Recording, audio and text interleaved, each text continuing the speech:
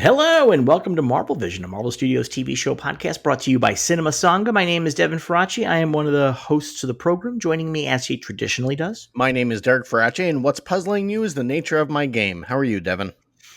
I'm good. I just saw F1. Yeah, what'd you think?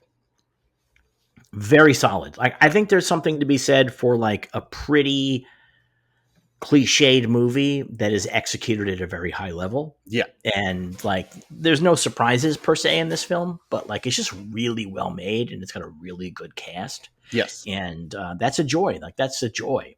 I don't know if it would work very well on TV because I think the sound and like the size of everything is so important to it.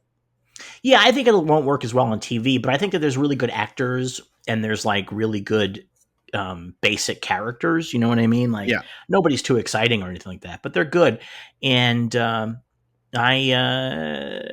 really enjoyed it. I enjoyed it quite a bit. I like Brad Pitt, Kerry Condon, Javier Bardem. Like these are all great actors. They're great people to look at. Yeah, on a big screen. It was just an enjoyable, and also it's like mostly practical. Yes. Which is just, like night and day. Like when you know that you're looking at cars that are real cars, it's so different. There's one thing I kept thinking throughout the movie because I know nothing about F1 racing. Mm-hmm. So whenever we go to like the POV shot inside the car as they're racing, and there's the divider in front of them, and I was like, you're losing like 20% of your vision here. This seems like a very bad thing to have during racing. Like you'd want a clear screen there or something. I don't know, because there's nothing that you're actually like anything that's going to be in front of you on that track is going to be visible on both sides of that divider. Do you know what I mean? Like there's nothing on that track that is going to be hidden by that divider because the cars and everything are all big enough that I guess, yeah. No, I'm sure it works. Otherwise, and they would not safety. Be doing that. But I'm sure it's a safety thing. Oh yeah, for sure. But it was just something I thought of like watching. I'd be like, my eyes would just constantly be looking at that, and then I'd crash and die. I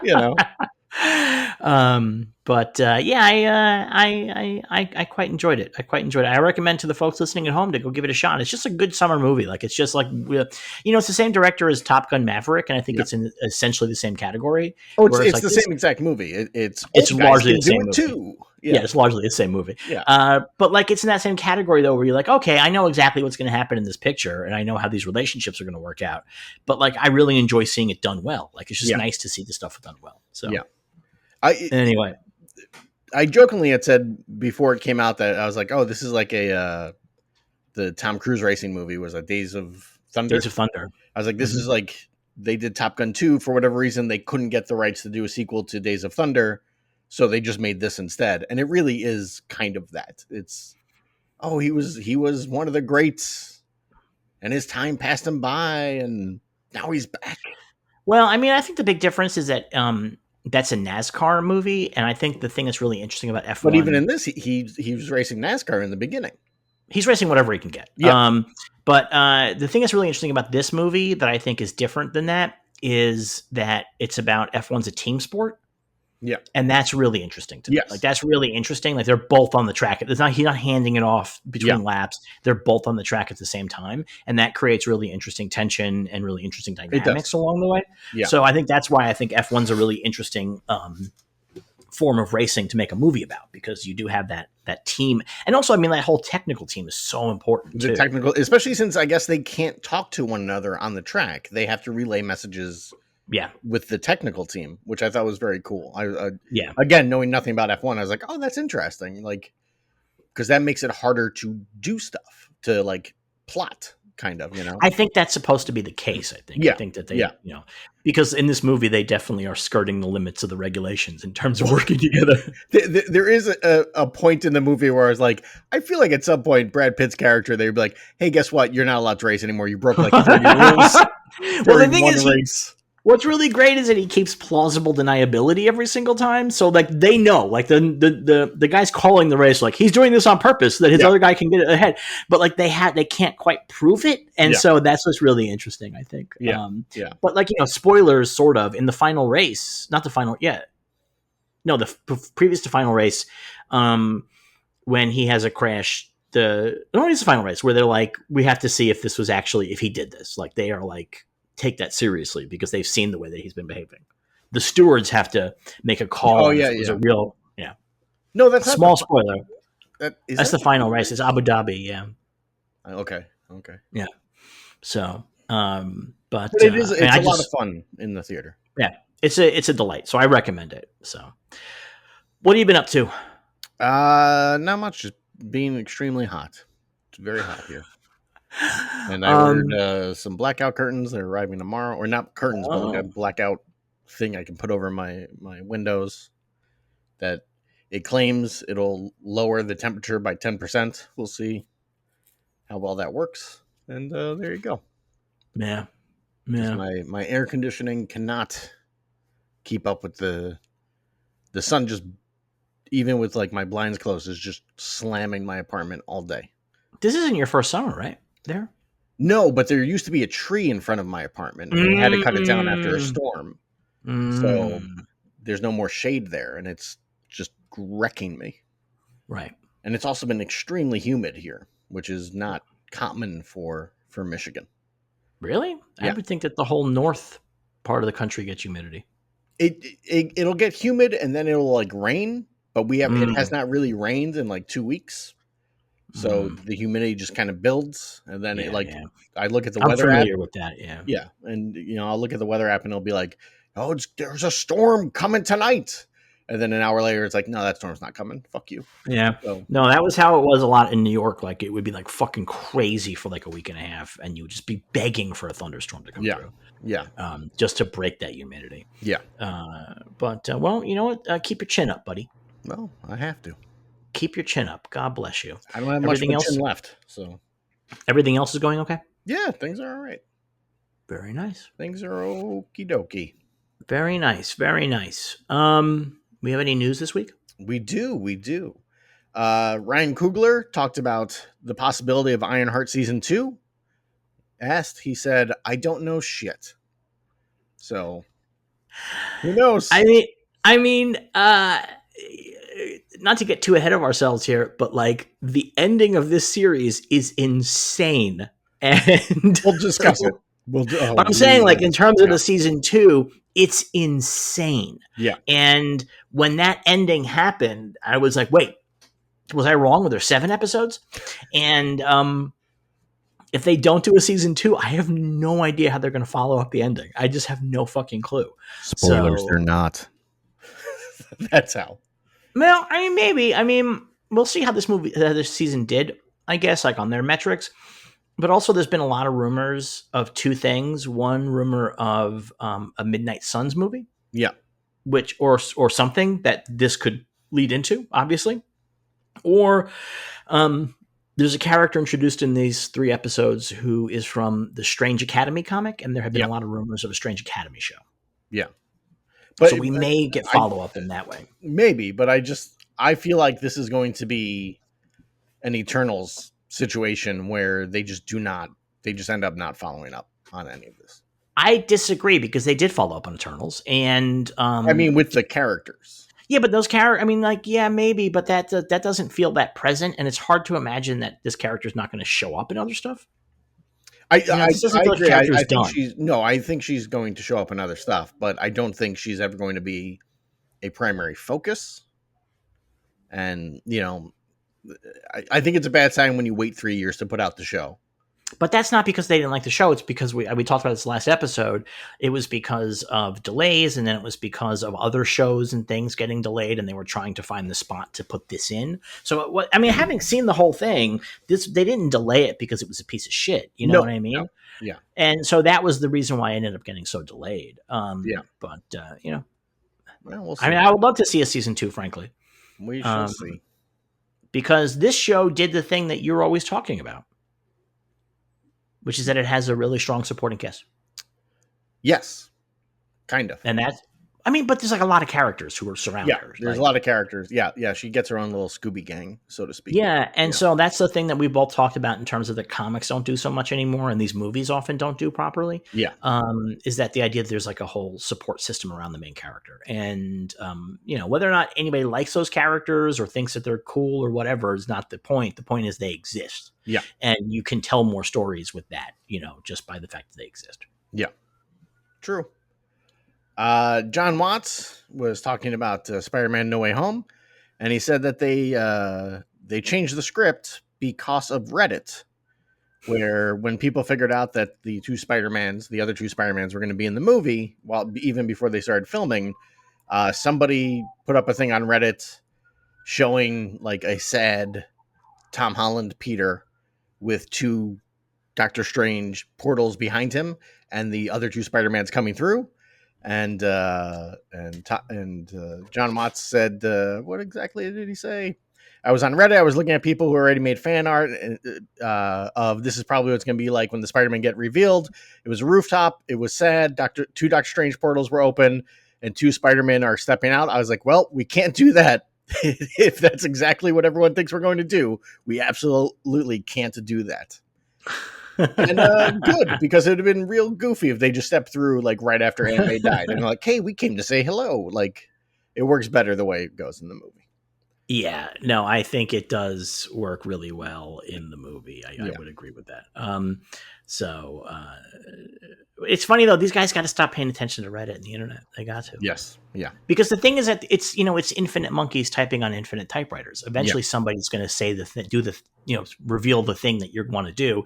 You just got to work through it. Like you just can't change your whole vision. I mean, in this case, I think it worked out fine, but in general, you can't change your whole vision because like 10,000 Reddit guys are throwing out different theories every single day. Like you just can't. No, so. It's a pointless endeavor. Yeah, I agree. Yeah. Pedro Pascal said that for Fantastic Four, he was going to do a mid-Atlantic 60s voice, and they had a dialect coach and everything. And then as he started doing it on set, they said, just talk like yourself. So no mid-Atlantic accent for Pedro Pascal in Fantastic Four. I love that. I mean, that's really, I think that's a really interesting instinct he had. And I also think I can understand why it would have been way too goofy. Yeah, I think that's the thing. I think that the thing is that in a movie like this, it appears to be quite heightened. Yeah. I think that when your characters are talking funny a lot, I think that might be. If Pedro Pascal's walking around talking like Cary Grant, it's going to be like, what? This is too much. Like, yeah, he's doing a bit. Yeah. When he's like, you won't believe it, darling. Galactus is going to eat the planet. You'll be exactly. It just doesn't. I mean, again, it's a great instinct. I love the instinct. Yeah. And it means that he's really getting into the period. Although 60s is a little bit late for the Mid-Atlantic accent, but still, it's great that he's getting into it. But like, I totally understand. They're like, hey, dial this back, maybe. Yeah. So that was a good call on their part. We got the first trailer for Eyes of Wakanda, and it looks pretty good. Looks pretty good. Pretty excited about it. I like the animation style. I'm very excited. Me too. That. Me too. So we shall see. It drops August 27th. August 27th, which is the week after Peacemaker starts. So thanks, Marvel and DC. Motherfuckers. Yep. Get with this shit. Well, bad news for the Bad Batch listeners. I mean, tough guys. You're going to have a couple of weeks with no Bad Batch. It's not clear if Eyes of Wakanda all drops in one day or not. That would be awful, but maybe. So, but it's all. I mean, we have no idea how long it is. It might be like those Star Wars Visions, right? Where it's like that's a good point. That it's that there is just like 15-minute things, like 15-minute things or whatever. Yeah. So we have no idea. That's a good point. Actually, that's a really good. That's a really good model for Marvel to follow for animated stuff. Yeah, I agree. I would suggest. I'm going to put this out there, unbeknownst to you, since this is August. If that is what they do, maybe do that for Watchmen. Interesting. I actually find that a very interesting concept. Let's see what they decide to do before we make a promise to our listeners. Yeah. But I think that's a very interesting concept. Yeah. Well, there you go. And then last, sad news, Jim Shooter has died at age 73. Do you want to explain why that's a big deal? Longtime listeners will know that Jim Shooter was the editor-in-chief at Marvel. He started off his career as a teenage writer for DC doing Legion of Superheroes. He quit after a while and worked at like a McDonald's and then was like, well, this is stupid, and got back into comics. Wrote a bunch of stuff, became editor-in-chief at Marvel, kind of reformed Marvel in a lot of ways. Like arguably the most important name to Marvel after Stan Lee and Jack Kirby is Jim Shooter. He is responsible for Secret Wars, for Secret Wars 2, which we did on this podcast. He was very much loved and hated, depending on who you talk to. A lot of people despised working with him. A lot of people loved working for him. I would say people mostly despise working for him. Mostly despised working for him, yeah. But he is one of the most important names in the history of American comic books. Yeah, I would agree. And I would say also that the people who worked with him, who hated him, have really strong reasons. Like, they have this is not just like I didn't like this guy's attitude. Like, there was like strong reasons. Yeah. Like, John Byrne really had a real problem with him. And I think, it's really sad. He also left then to do Valiant, which was great. And then he did, a comic book that was released in the form of trading cards. Warriors of Plasm. Warriors of Plasm, Defiant, yeah. Right? Was that the name of the company? Defiant? Something I think it was Defiant, yeah. Warriors of Plasm, truly begging for the porn title Warriors of Jism.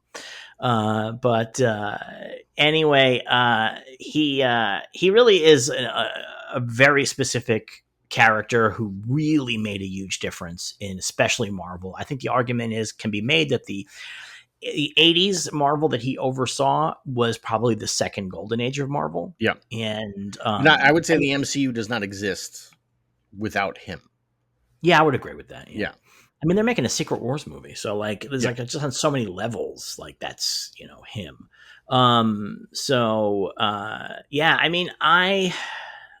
It's very sad. He's died of esophageal cancer. Very tough way to go. An end of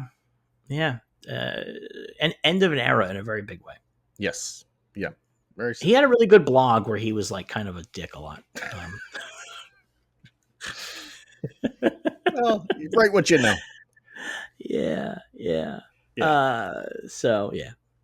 But if you want to know more about Jim Shooter, I suggest our Secret Wars 2 episodes. There are 8 in total, I believe. Yes, that's correct. And one of our better series, I think.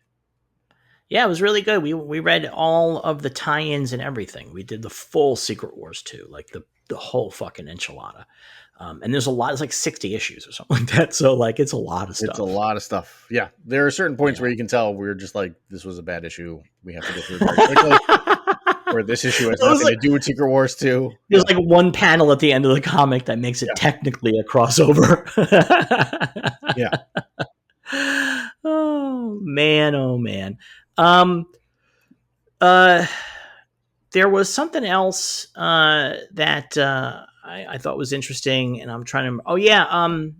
Supposedly, the rumor is that the delays in all of this shit. So one of the ways that Ironheart was impacted through delays was that Zeke Stane was supposed to be in Captain America: Brave New World.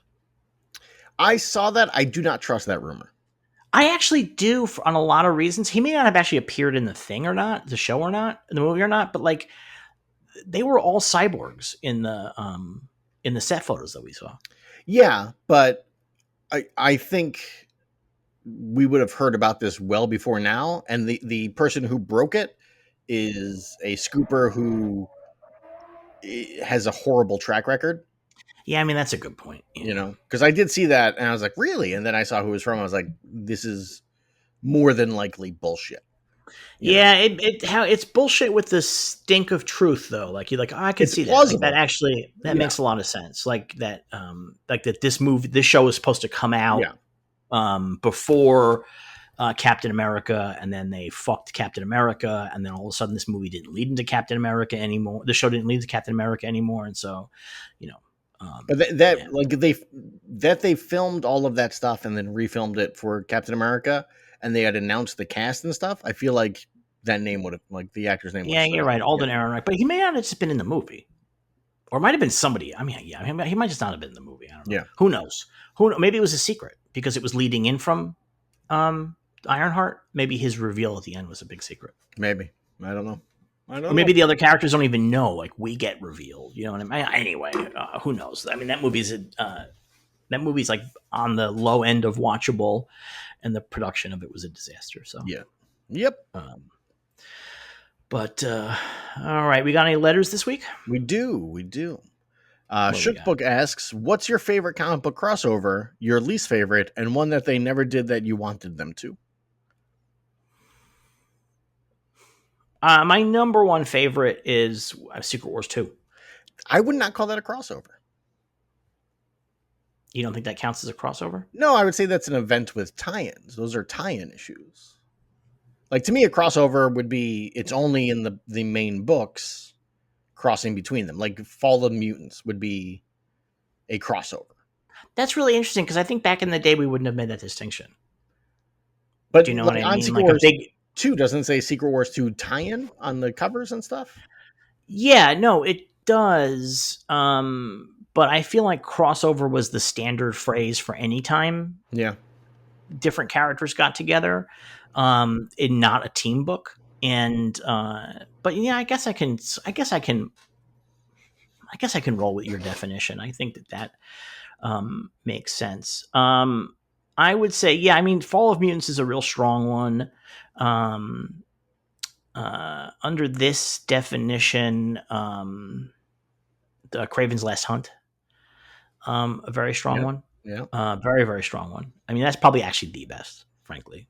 I'm a Marvel guy, so I'm going to argue against. Yeah. Yeah, it's just such an excellent story. Like, it's just an excellent story, really well executed. And I mean, like, just in. But does that even count? Like, if it's within the same title? I think because like the same character. I mean, you know what I mean? Yeah, I think so because maybe not, but because like Spider-Man wasn't doing like the Superman triangle numbering. It wasn't like they were constantly the 3 books were constantly flowing through one story, right?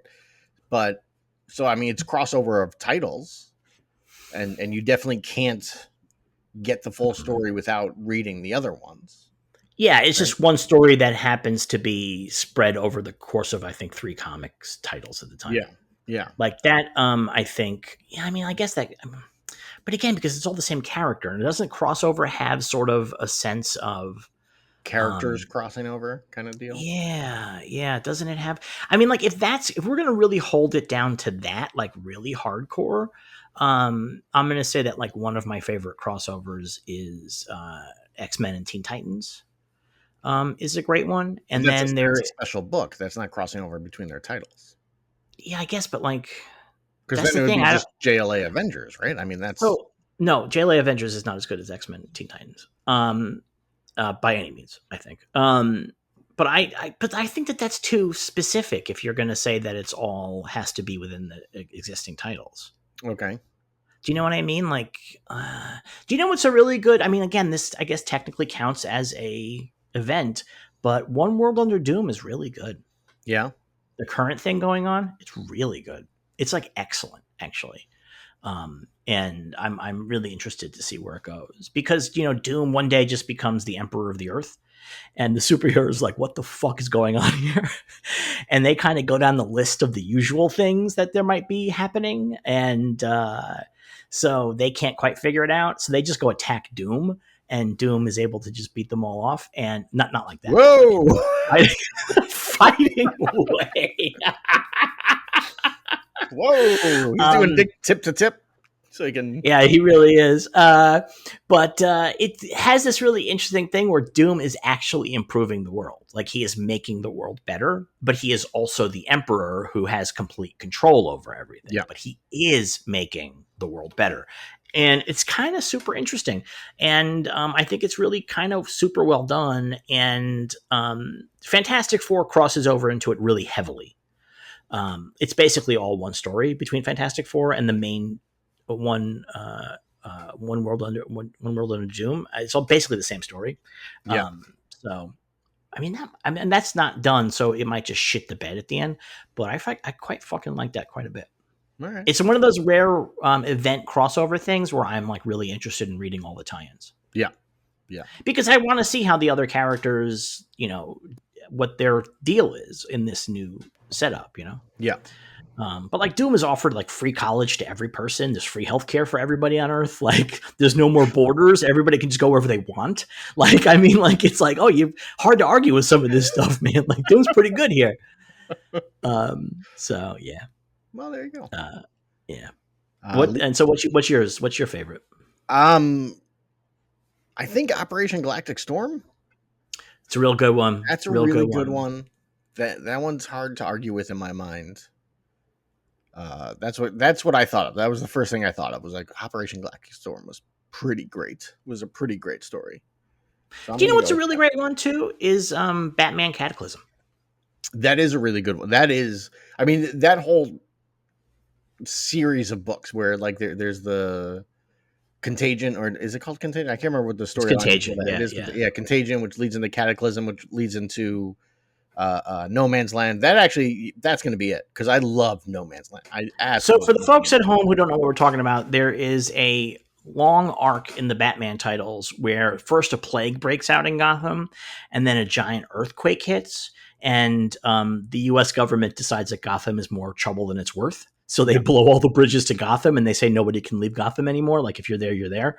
And so Cataclysm is the earthquake, and then No Man's Land is like how Gotham is now an anarchist. You know, it's Escape from New York, right? Yeah, There's like all these different zones that are run by different people and stuff like that, and it's like Batman's attempt to bring it all under yeah. control. It's Batman has really, to retake all of it, yeah, yeah, like block by block, and it's really yeah. well done. And then at It's a the end, Lex strong, Luthor buys all of Gotham and rebuilds it. yeah.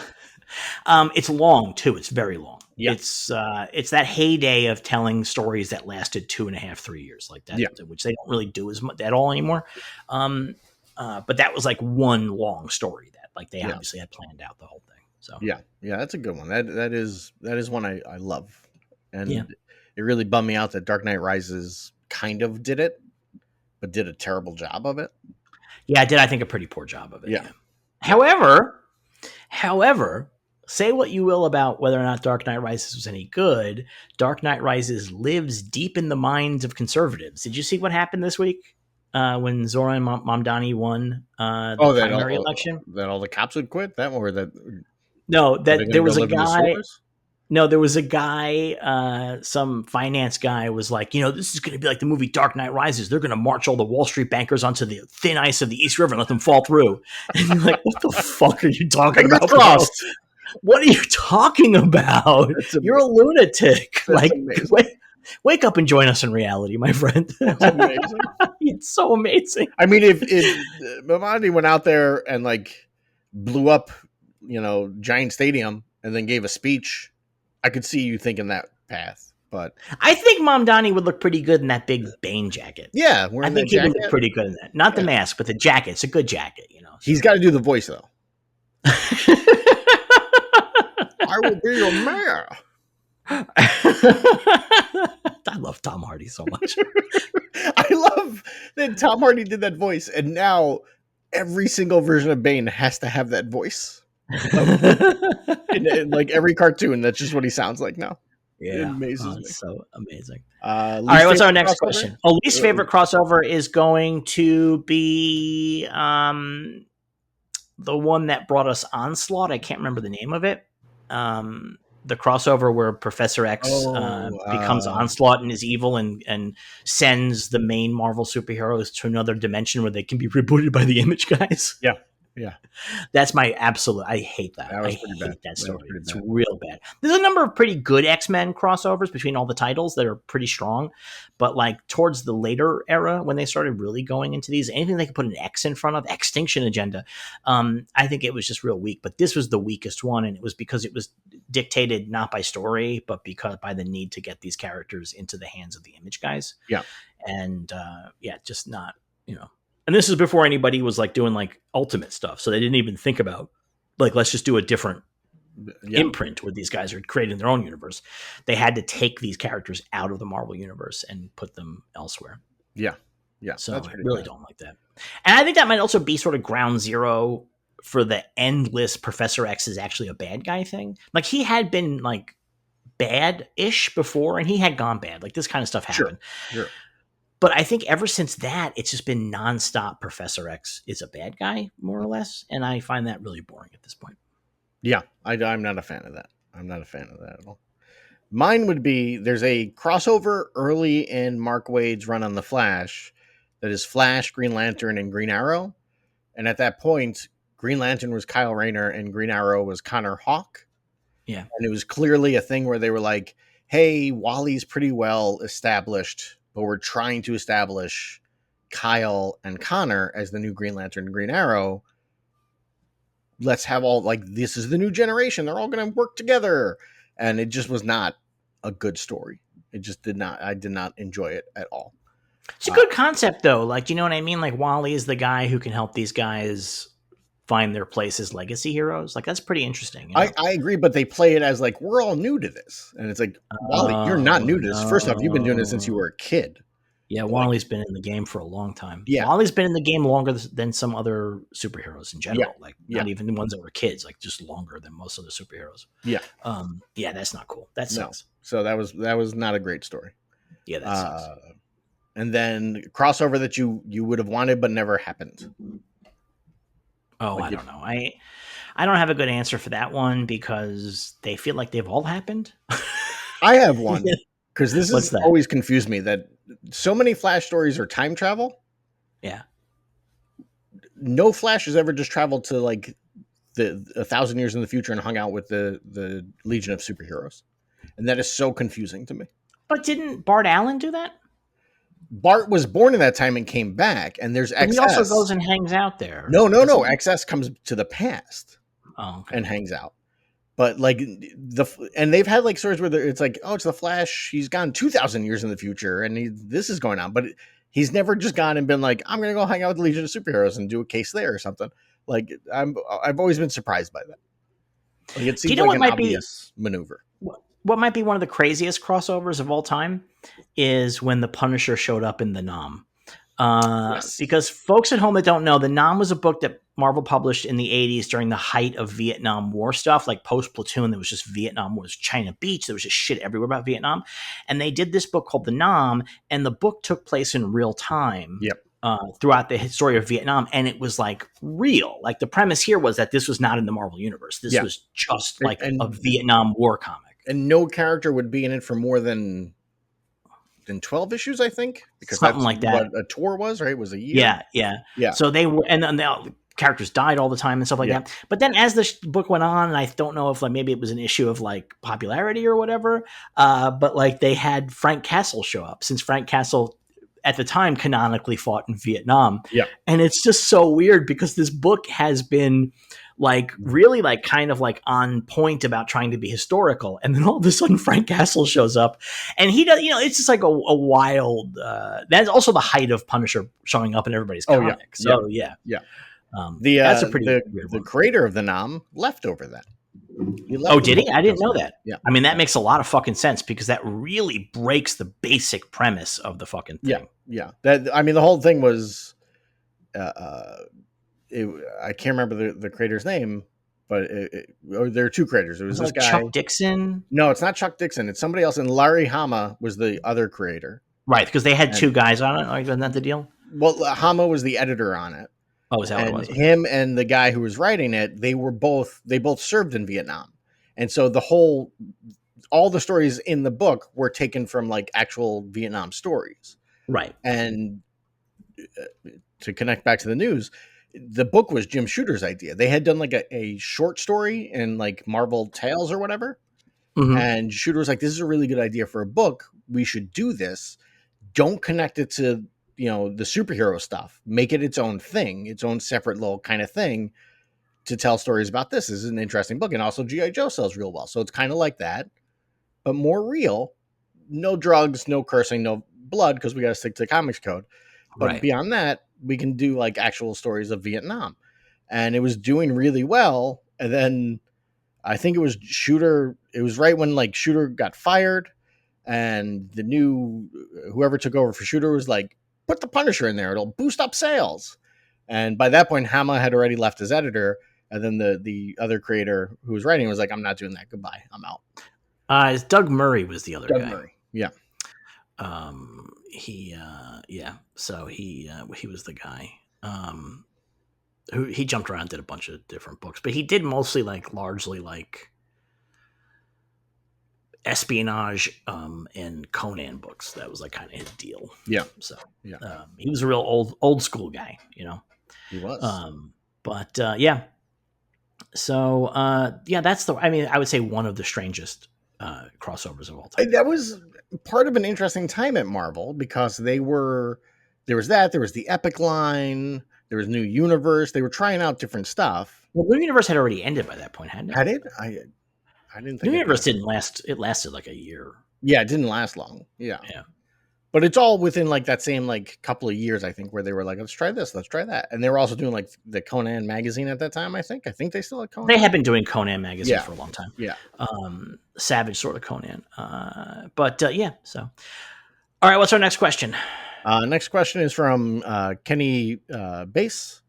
He says, most super suits have one or two main colors. Flash and Daredevil are red. Superman and Spider-Man are blue and red. What would be the main one or two colors that would make up your superhero costume? You go first. Purple and green. I used to have these wonderful purple Doc Martens with green laces. I love them greatly. And so you're the Joker. Go with that color. I mean, hopefully I'd be a good guy, but sure. Those are the Joker's colors, though. Those are Joker's colors, though. Purple and green. I'm just going to say this based on having just sat through F1, black and gold. Those are good colors together. I liked it. And those are Black Adam's colors, but I kind of liked it. I kind of liked the black and gold a little bit. So that's where my mind is on black and gold right now. I think that's pretty neat. But yeah, I think that's where I stand right now. I mean, if you'd asked me before F1, I might have a different answer. But post F1, I was like, oh, I like that the team colors are black and gold. That's pretty cool.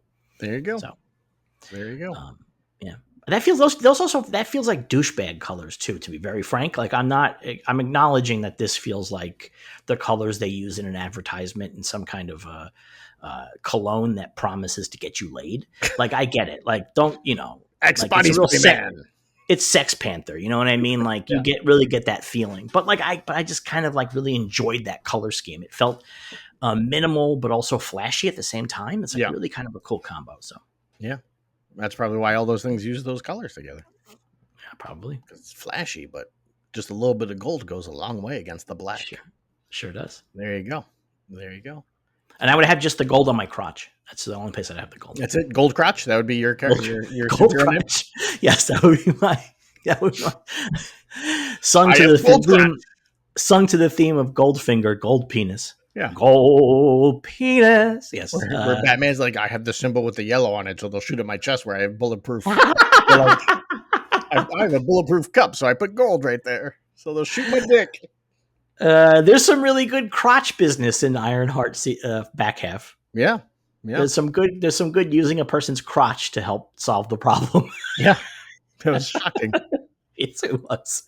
All right, what's the last one? Last question is from Charles Villanueva.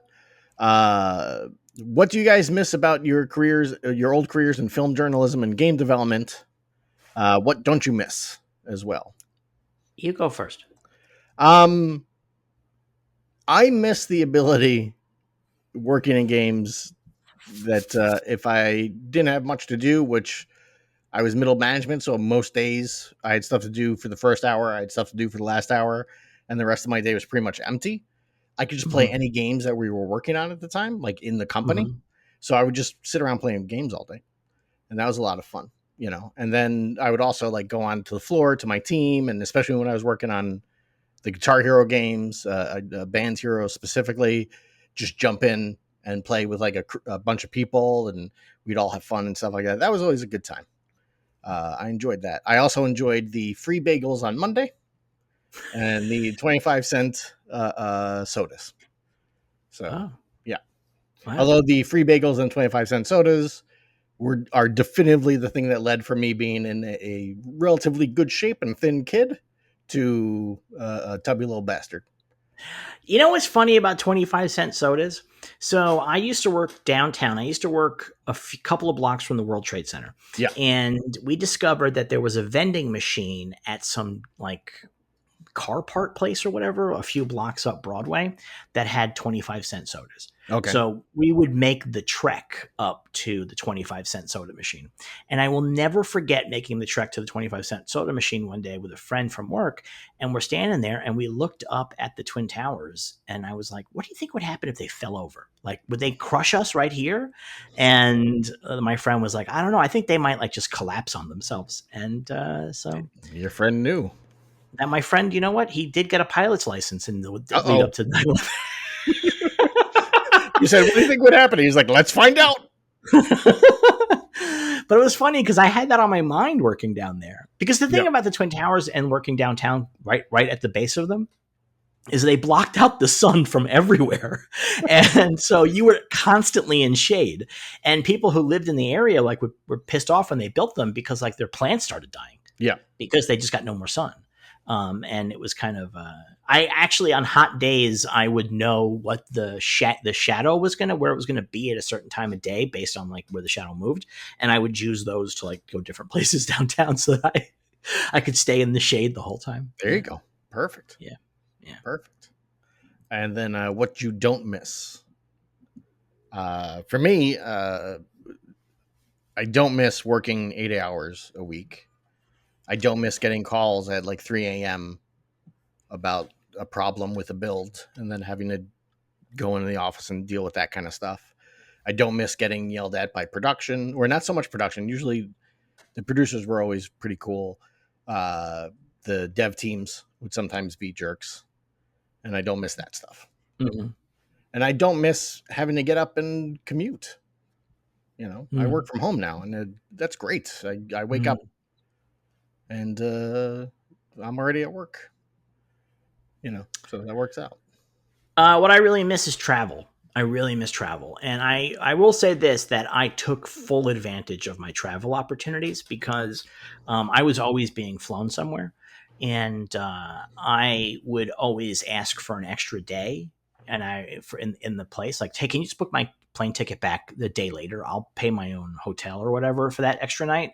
And it's the same price for you guys at the studio. Yep. Like, just to book me one day later is not a big deal. It's actually cheaper for them because the further apart your flight back from your flight there is usually cheaper. There you go. And so I got a lot of tourism in. There was a point I was flying to London so often that I was like, okay, I've been to London so many times this year already that the studio was kind enough to book my flight out of Paris, and I took the channel. Oh wow, the train channel to Paris and spent 2 days in Paris. That's pretty cool. Yeah, I mean, I've been not all over the world, but like I've been to like Australia, and I've been to Israel, Romania. Like I've been to a lot of places, and a lot of places in the continental U.S. too. And I miss that. Like I really miss having somebody else pay for me to go do tourism. I mean, and I've definitely seen more of the world than a poor kid from Queens would expect to be able to see.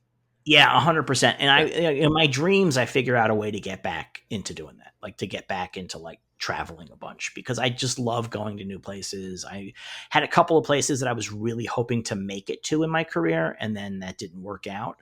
Yeah. So I got like, I want to go to Egypt really badly. Why don't you do like Jeff Wells and do GoFundMes to go to like cons and then get there and then just sleep through the entire thing? And that's it. I mean, boy, that fucking guy. That fucking guy. Oh, man. The thing I don't miss is the stupid feeling that you have to get a thing up right away because you're in competition with other people. And that if a piece of news was too old, you had failed and you were fucked because the story was not going to come to you. The readers weren't going to come to you. I just didn't like that. Yeah. And I'm really glad that I don't have to do that anymore, that I don't have to worry about that I don't have to like be at a junket and then call somebody, another writer for the site, and be like, okay, here's this answer I just got from so-and-so. Yeah. Because I know that somebody else is going to get that same answer, and we need to try to get it up as soon as possible. I mean, there's like something a little bit exciting about that. Don't get me wrong. Like in the moment, it's like really exciting. I got to scoop. I got to get this up. But looking back on it, like, it's just not like I used to really like doing interviews where I could actually talk to them and not have to scoop hunt. Yeah. And that was all, by the way, that was all self-imposed. So there was nobody telling me you got to get a scoop. Like, it was all self-imposed. I mean, like, even though I technically worked for other people in both the main sites I worked at both at Birth, Movies, Death, and Chud, I was really working for myself. I just did whatever I wanted. You know, there was no like actual serious direction, you know? And but I did that on myself because I was really trying to like keep our sites competitive, because I knew that the stuff that we like to write about was not popular stuff. Yeah. So you have to get your scoops that and shit. Allows you to do the editorials and stuff like that. And really write about old movies that people just don't want to read about necessarily. Only a very certain group wanted, or, you know, I mean, like, that's the thing. So yeah, that, you know, that, but it was all self-imposed. Nobody ever told me to do it, but I'm glad I don't have to worry about that anymore. Oh, there you go. Yeah. I'm trying to get really used to it. This is taking me a very long time.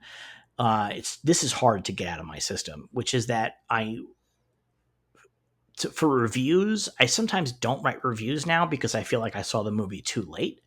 And I'm just like so used to being in that deadline world where you wanted to be the first one when the embargo lifted. Yeah. And you had to have your thing filed in advance and ready to go. And I have this thing in my heart that feels like, well, you know what? The movie came out 2 weeks ago and nobody cares anymore.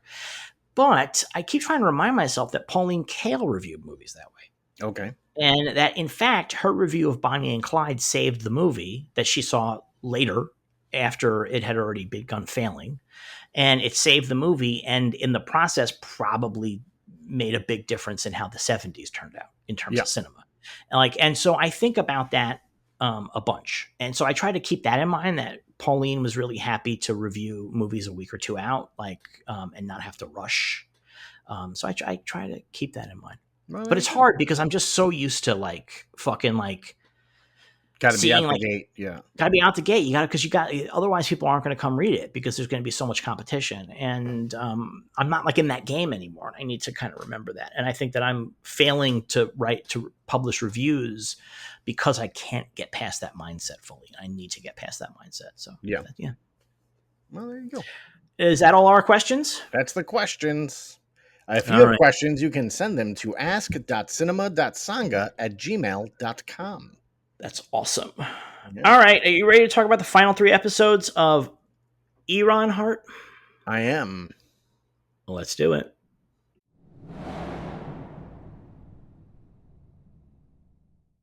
IRONHEART Season 1, Episodes 4, 5, and 6. Bad Magic, Karma is a Glitch, and the Past is the Past.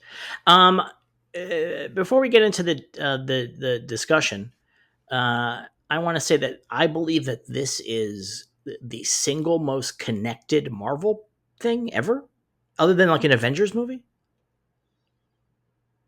There's like so many things that this feels more like it's in a shared universe than I would say almost most of the other things. In a lot of ways it does. And I think because of that, there are things that it doesn't do that I'm like, I probably should have done this. Like what? Like it's kind of weird that damage control never shows up when their whole thing is like tracking down heroes and stuff. And she's running around Chicago or flying around Chicago in her iron suit and they just never pop in. Well, I would say the reason why is because she's not actually doing anything with the iron suit. I mean, you know what I mean? She's doing quite a lot. I mean, not public. Not until these final episodes, which all take place over the course of like 2.5 days. She flies from Boston or from Cambridge to Chicago. Yeah, but they know who she is. You know what I mean? Like, they know that she lives in Chicago. Like, they know who she is. Her identity's not secret. Everybody knows who she is. Does everybody know? Yeah, everybody knows. Her identity's not a secret.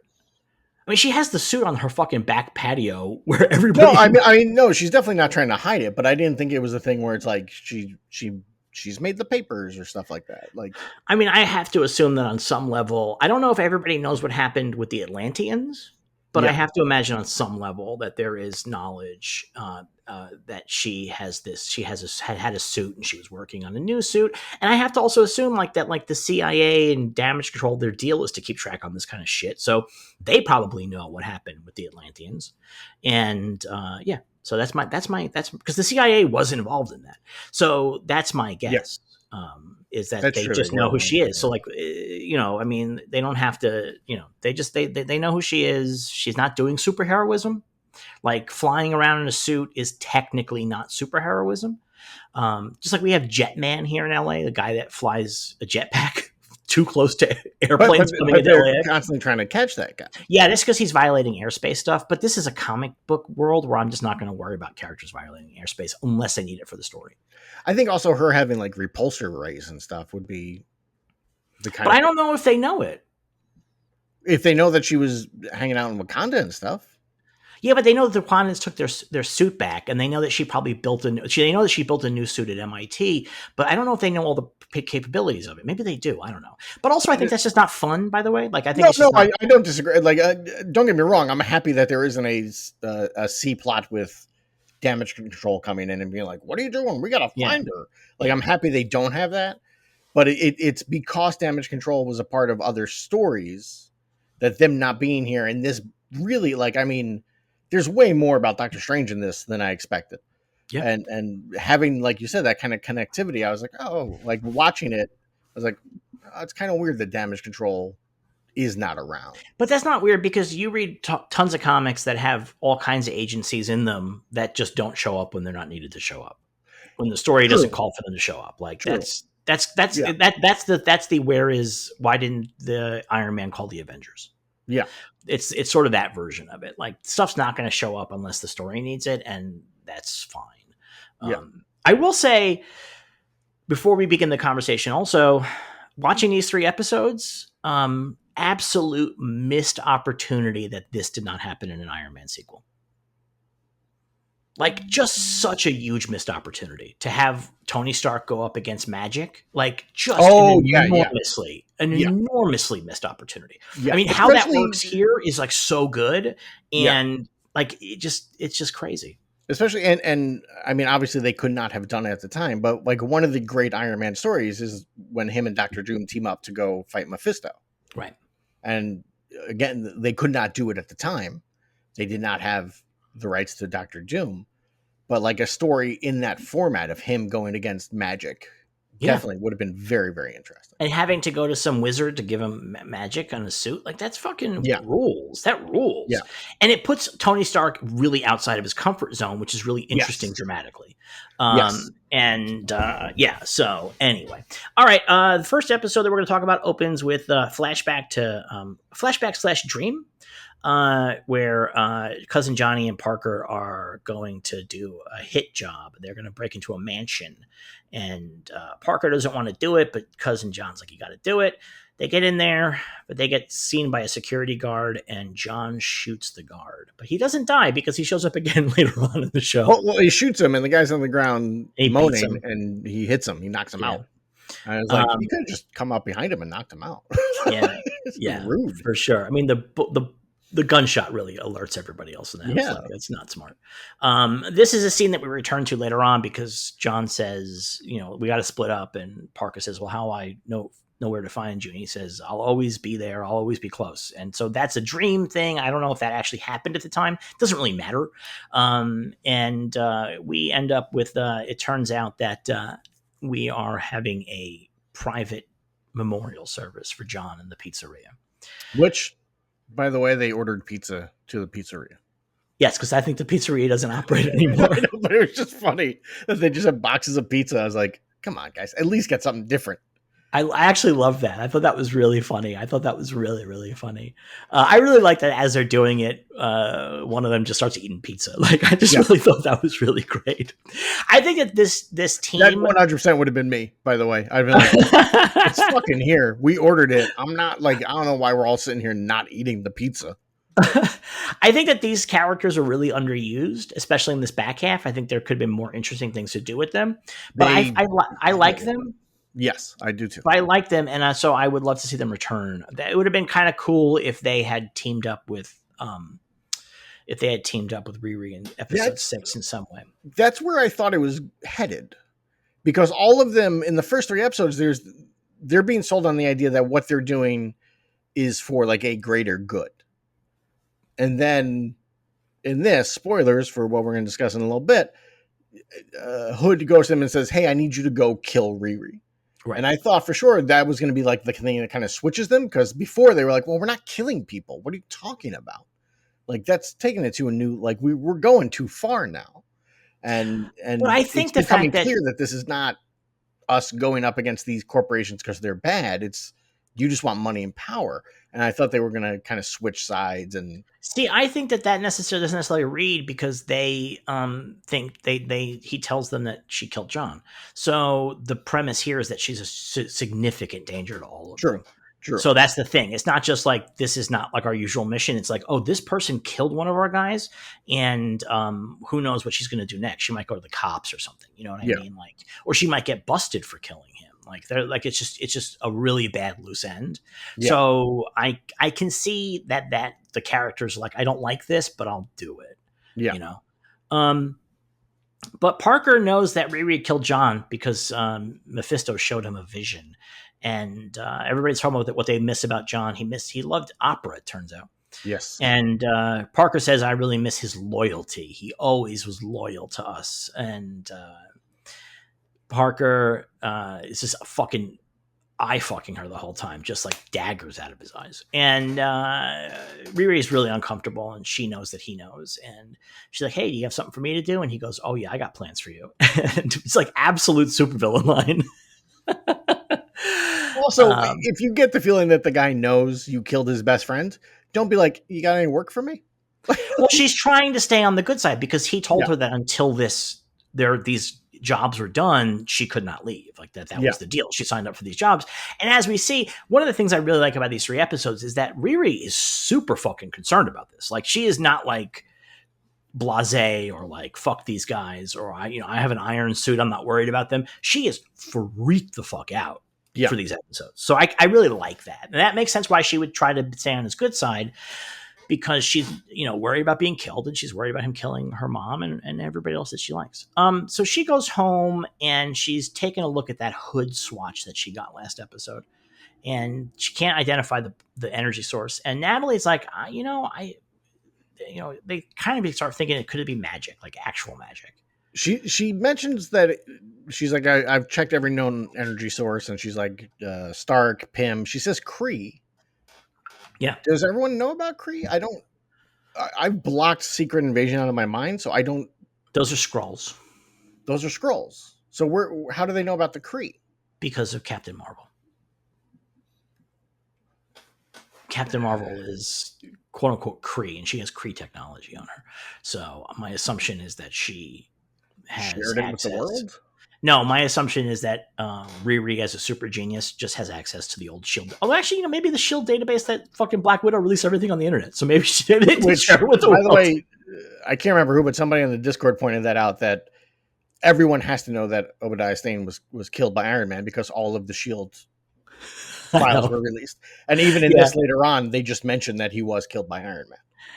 Well, it's funny because like the entire MCU was like, why did we do that? Let's just do a classic Marvel comics and just never talk about it again. Like, let's just leave it where it lies. Natalie's like, why don't you call Shuri? Which is something that people were complaining about in the first 3 episodes. Like, why didn't she go to the Wakandans? And I think that Riri has a pretty good argument here. And I think very good argument. Yeah. And I think it really makes sense. And I think it makes sense also in context of who Riri is. She doesn't want help from anybody, frankly. Like her whole deal is doing it herself. Yeah. And I mean, like, spoilers, but since the whole theme of the thing is that she's like Tony Stark without the resources, but we discover at the end that she had resources that Tony never had, which was people who care about her and help her out. And so she has her own resources. And so that's like her story is what do you mean? Well, that's the whole fucking ending where they're building a new suit. No, but Tony has people that care about him and help him out. No, he doesn't. Yes, he does. Pepper. He has Pepper. He has Pepper. He's happy. That doesn't count. Neither one of them do anything with him. Pepper just runs a company and fucks them, and Happy drives him around. And Pepper saves his life in Iron Man 3. No, I understand. Like that, she's a supporting character, but she doesn't have. He never had this support system like she has. I mean, I just don't think that it's the same thing. I think these are people who will drop their everyday lives to go Yes. hang out in a garage for 36 hours to build a super suit and put magic in it. Like, I think that that's like such a different level of support. Like, he might have some friends, but he's a largely solitary guy. He does all his shit alone, you know? He's very Howard Hughes. Yeah. And Howard Hughes is a touchstone for Tony Stark. And that's kind of the place that she begins at. But by the end, she has to go out and ask Zelma for help and stuff like that. So that's the thing. You know what I mean? Like, she didn't want to ask what's his name to come help. So stuff like that is I think the really interesting thematic difference, that she has her own kind of resources. So Riri's like, I'm not going to call Shuri, but you know what? I'll go. By the way, they don't explain who Shuri is. I love that. Like, by the way, they just drop it. Yeah. Yeah, you got to know. Like, if you don't know, fuck you. We're moving through it.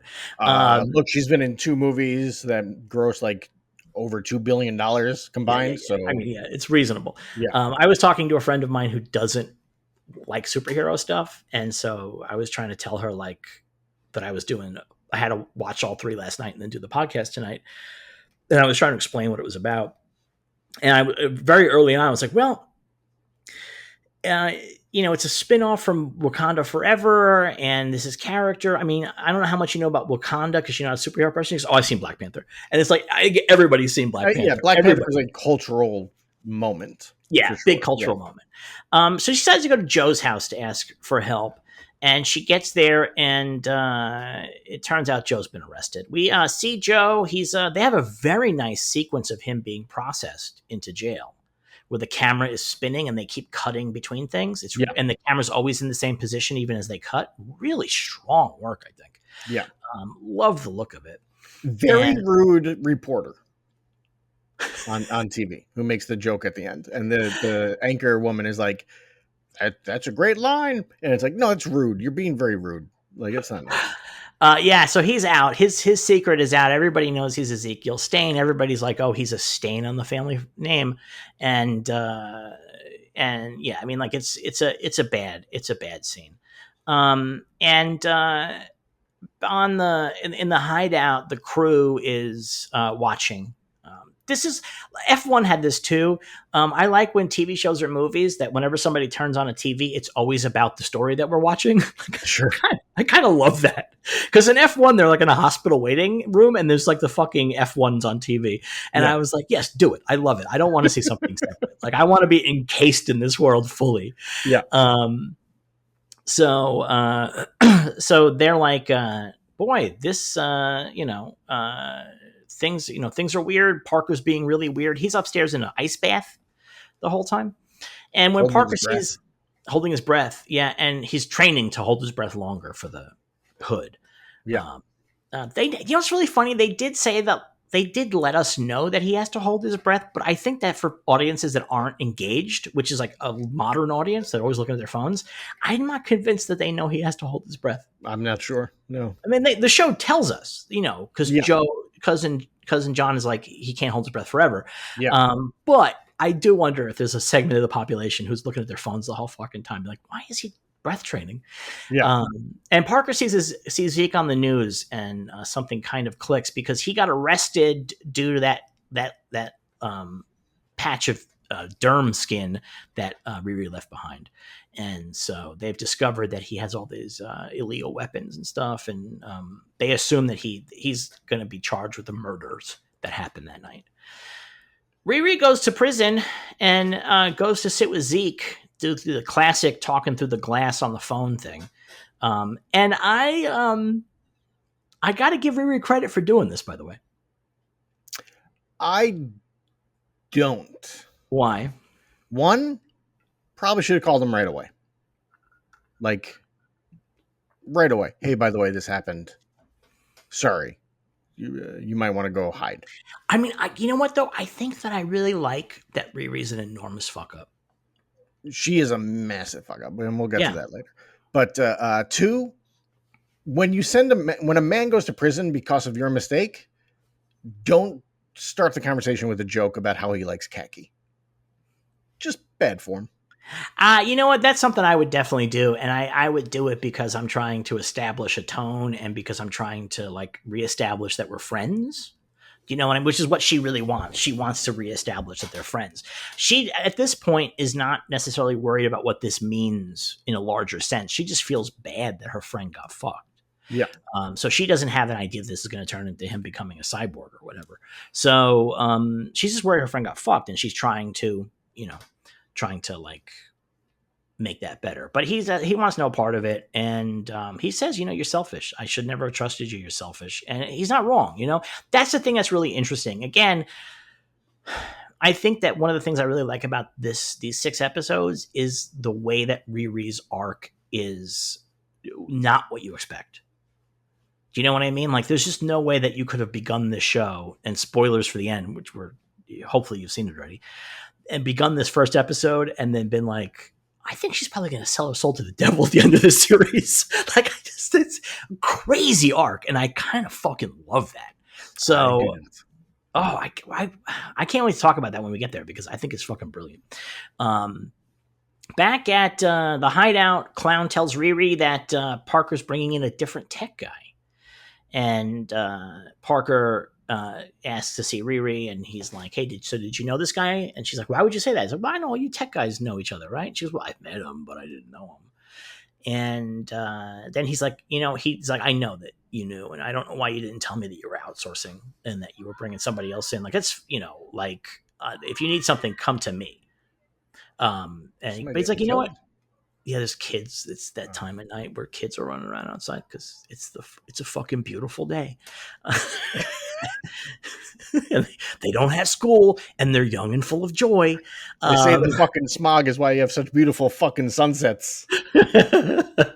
But his deal is like, you know what though? Like, it all worked out because this guy's going to go to jail, and they're not going to come for us. So, but none of this makes Riri feel any better. So she sets up a really big security system back home, and she is like freaking out. Like, again, this is a thing I love about this show, is that she is freaking. She gives her mom like a special watch that will create a force field. Yeah. And the force field goes off because her mom's watching a show that has gunshots on watching it. X-Files. Yes, exactly. And the watch can't tell the difference. How many times do they shoot on X-Files though? That's so it's got to be pretty uncommon. Yeah, it's really uncommon. You can probably figure out what episode it is from the little bit you hear, because it is so uncommon, I would imagine. That's a Ryan Coogler reference, by the way. Oh, for sure. That's a little nod to Ryan Coogler, who's bringing back the X-Files. So that's 100% what's happening there. Like, that's why they chose that. But she comes busting down the door. I love that she's freaking out and she ends up laying in her bed in the suit. I thought that was so great. That was I like that a lot. I like that a lot. But I just like how like twitchy she is. I think that feels really real, and I think that makes her really interesting as a character, because I like when characters have to overcome mental things. Yeah. That's always a really interesting thing for me. She goes to visit Xavier and her little boyfriend, sort of, and she gives him one of the watches too. And she says, hey, am I a good person? And he's like, well, it's like, well, if you're asking me, yeah, I don't know, like, God might have a different opinion on the matter, but actually this happens before the stuff with the suit. And she gives him the watch, and he's like, thanks for the cool watch, and then she goes home. That's all important setup. Also, the mom, I think, again, I was talking about the structure of the first 3 episodes a bunch. Structure here is really strong too, because they've really well established how this watch works, and it comes really back in a big way later on. And I kind of love that. I love that they did the work to establish that. Like, they didn't just have the watch come in handy at the right moment, and then she goes, hey, so it turns out that this watch, when it hears a gunshot, and like they just fucking showed it to us. Well, this is with the mom. It's the second time they've shown it to us. Yeah. Because in the first episode, she gives it to that guy who's like, oh, I'm definitely going to pass now. And she's like, you're going to get a fellowship out of this. Because he creates the force field around himself from a device that she made. Yeah. So I like that it's like, it's there in the first episode as like a little joke almost. Yeah. And then it shows up again here almost like a joke, because her mom is watching X-Files and gets trapped through the door in the suit. Yeah. Come through the door in the suit. And then it pays off at number 3 when it shows up again. Yeah, That's that's really smart. strong. That's really That's smart. strong structure, really Yeah. strong structure. And that, I mean, like, this is not something that I should be excited about, but the problem is that structure in modern storytelling is So not rare. what it used to be. Yeah. I mean, Yeah. this is the kind of thing that Bob Gale gets hard on over. You know, he's Right. like, oh my God, look at that. Well, it's also Edgar Wright. Like, these guys love Yes. setups and payoffs, and Yes. setups and payoffs are really important in stories. But people are not as interested in setups anymore. No. And very often they want to get as little. They want to get past everything as fast as possible so they can get to the meat of it instead of like taking the time to set something up, because it's so fucking satisfying when you set it up and it pays off. But not just a setup, a well done setup. Right. That doesn't feel like a setup. Right? You know, like when that first happened in the first episode, it did not occur to me, oh, that's going to come back later. Yeah. You know, but there it is. And it's like, oh, really well. That's good plotting and writing and all that kind of stuff. Like, yeah, it's really well done. That was really well done. Yeah. I think what's really interesting is this show is 100% intended to be an episodic TV show. This is not like a show that is just 6 hours chopped randomly. Yeah, each episode ends with a definitive point. Yeah, but it also has been constructed as a 6-hour story. Yeah. And that's, I think, is really interesting about it too. So yeah, that's set up in the first episode. That's something they're thinking ahead. Like, they're not like, or they're, I guess when they come up with that idea, they go back and they add it into the script or whatever. But like, that's the thing. It's structured properly, as well as being actually an episodic television program. Yeah. So Riri says to her mom, "Hey, I need some help. You got friends that are like into sage and crystals and shit. Like, I'm up against a wall here." So the next day they go to Madeline's store, which is candy and metaphysics books. Is it metaphysics? Okay, I didn't catch that because there was a sign at the store that disgusted me. Because I thought it was just like a candy store, and the sign said new and secondhand. I was like, who's buying secondhand candy? No, it's a bookstore. No, I missed that it was a bookstore as well. There's books in the background, yeah. Okay. So it's like both. It's a candy store and a bookstore, which I think is like I saw the books in the background, but I thought it was like an aesthetic kind of thing. Like, no. So, it's called Sweets and Reads. Stanton Sweets and Reads. Yeah. Not a great name for a store, but it does for a television program. It does tell you what it's dealing. Okay, all right. And at first, Riri was like, "This is bullshit. Like, what the fuck is a candy store?" We meet Zelma, who is the daughter of Madeline, played by Cree Summer, a very famous voice actress. She also, as far as I know, whenever she appears in something live action, she's always wearing that hat. That's not a joke. Everything I've seen her in, I'm pretty sure she's been wearing that hat.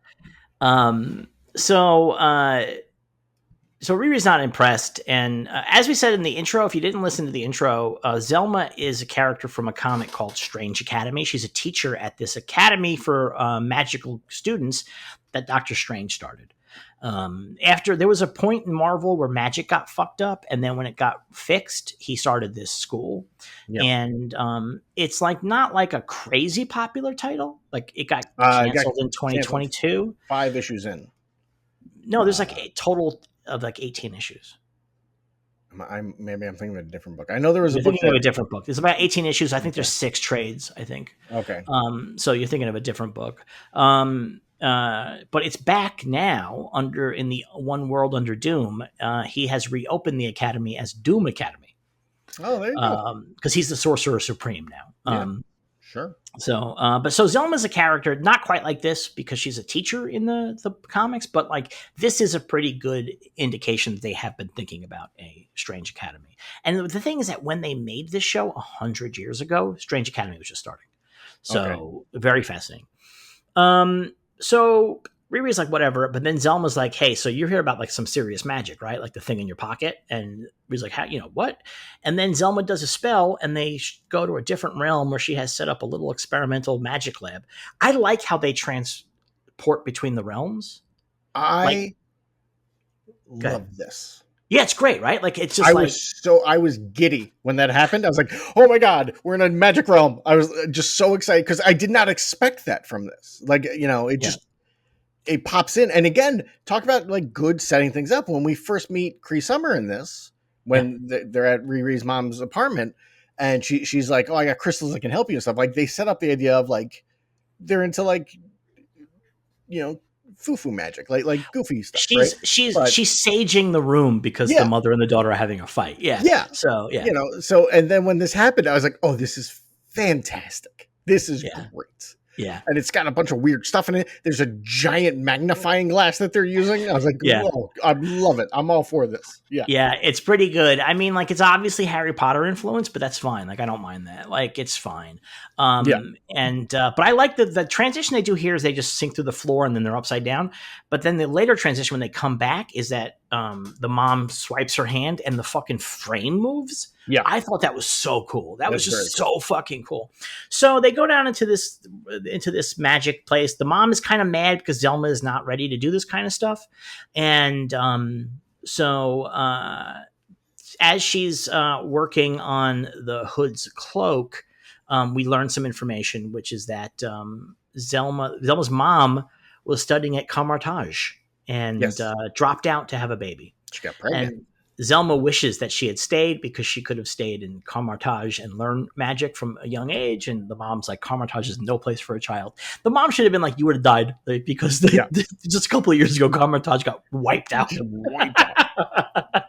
You're very lucky that we left. What are the chances that Wong is her dad? I'm going to say none, but that's interesting. That's interesting. I'm going to say none because I don't want that kind of closed universe aspect. Yeah, I don't want that. Yeah, I also don't want Wong to be kind of a deadbeat then. Yeah. You know? So they're doing all this magic shit and they're testing. They do a tea leaf test and it's cool because Zelma does this tea leaf and then she throws it against this mirror and it leaves this bizarre pattern that just hangs there and she's like, what the fuck? And it turns out it's real bad. It's real bad, like super evil magic, like some of the most evil magic.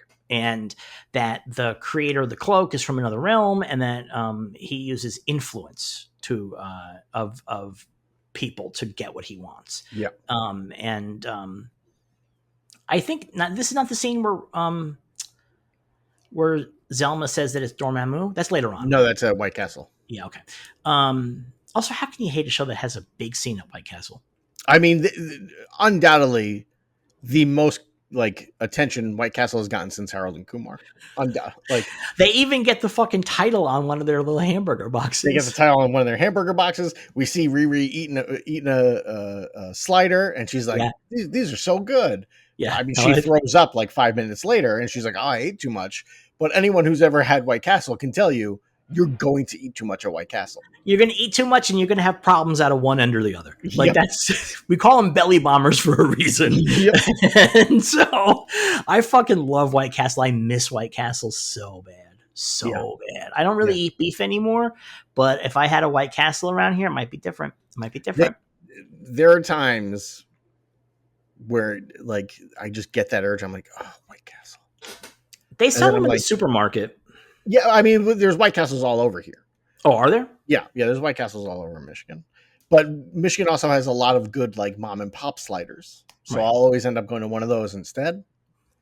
If I really, really want something, because I also don't eat a lot of red meat. But if I want a slider, I'll go to Bates or to Greens. Greens is, oh my God, Greens is the best. For those who don't know about White Castle, they make these little hamburgers that have 5 holes in them. And they're square. And they have 5 holes in them. And there's a lot of different theories as to why. One is that it helps because they're steamed. And one is that the steam goes through. Another theory is that they're just saving money on beef because they're cutting 5 holes. Our Uncle Frankie used to tell me that it was so the roaches could climb in and out. Which, by the way, as somebody who loves White Castle, a lot of White Castle places, especially in the 80s, not exactly the most hygienic spot you've ever been. Oh, the White Castles I've been to here in Michigan, they've not improved their cleanliness at all. Yeah. I mean, people joke about Taco Bell giving you diarrhea. That's because it's got a lot of roughage in it and people don't eat a lot of roughage anymore. White Castle gave you diarrhea the good old-fashioned way. Yes. I mean, just by having weird shit in your stomach that maybe shouldn't have been there. And the thing with White Castle was they're small burgers, they're sliders. Yeah, you get like 2 or 3 or 4 at a time. Yeah. Well, no, you'd get like if there were like 3 people, you'd be like, you want to get some White Castle? I'm like, sure. And like, well, if we each order our own thing, it's going to cost each of us like $6-7, or we can get the slider box, which is 30 sliders for like $15, and then we're saving like $7. And you get that, and then 3 people eat 30 sliders, and within 12 minutes of when you're done, you're like, oh god, I don't feel good. Because you're also eating the fries and you're getting a shake or I didn't love the fries. The shakes are really the fries good. were not great. The shakes I like the shakes quite a bit. Anyway, we're not at White Castle yet. So the mom is like, you got to get the fuck out of here. This is really bad dark magic. This is the worst kind of shit. Like, this is unreal. This is one thing that really bugged me. What's that? Is they give Riri back the piece of the cloak. Yeah. And they say, this is very dangerous dark magic. You need to destroy it. Hey, you guys are the magic people. You should take that. So I wonder, this is headcanon here, and it may not even be true. Even if I said this to the creators, they might go, no, that's not that deal. That she's just kind of like too afraid for her child or for herself. But like, I wonder if there's like a sense, like in terms of magic, that because she's the owner of the piece now, that it has to be her.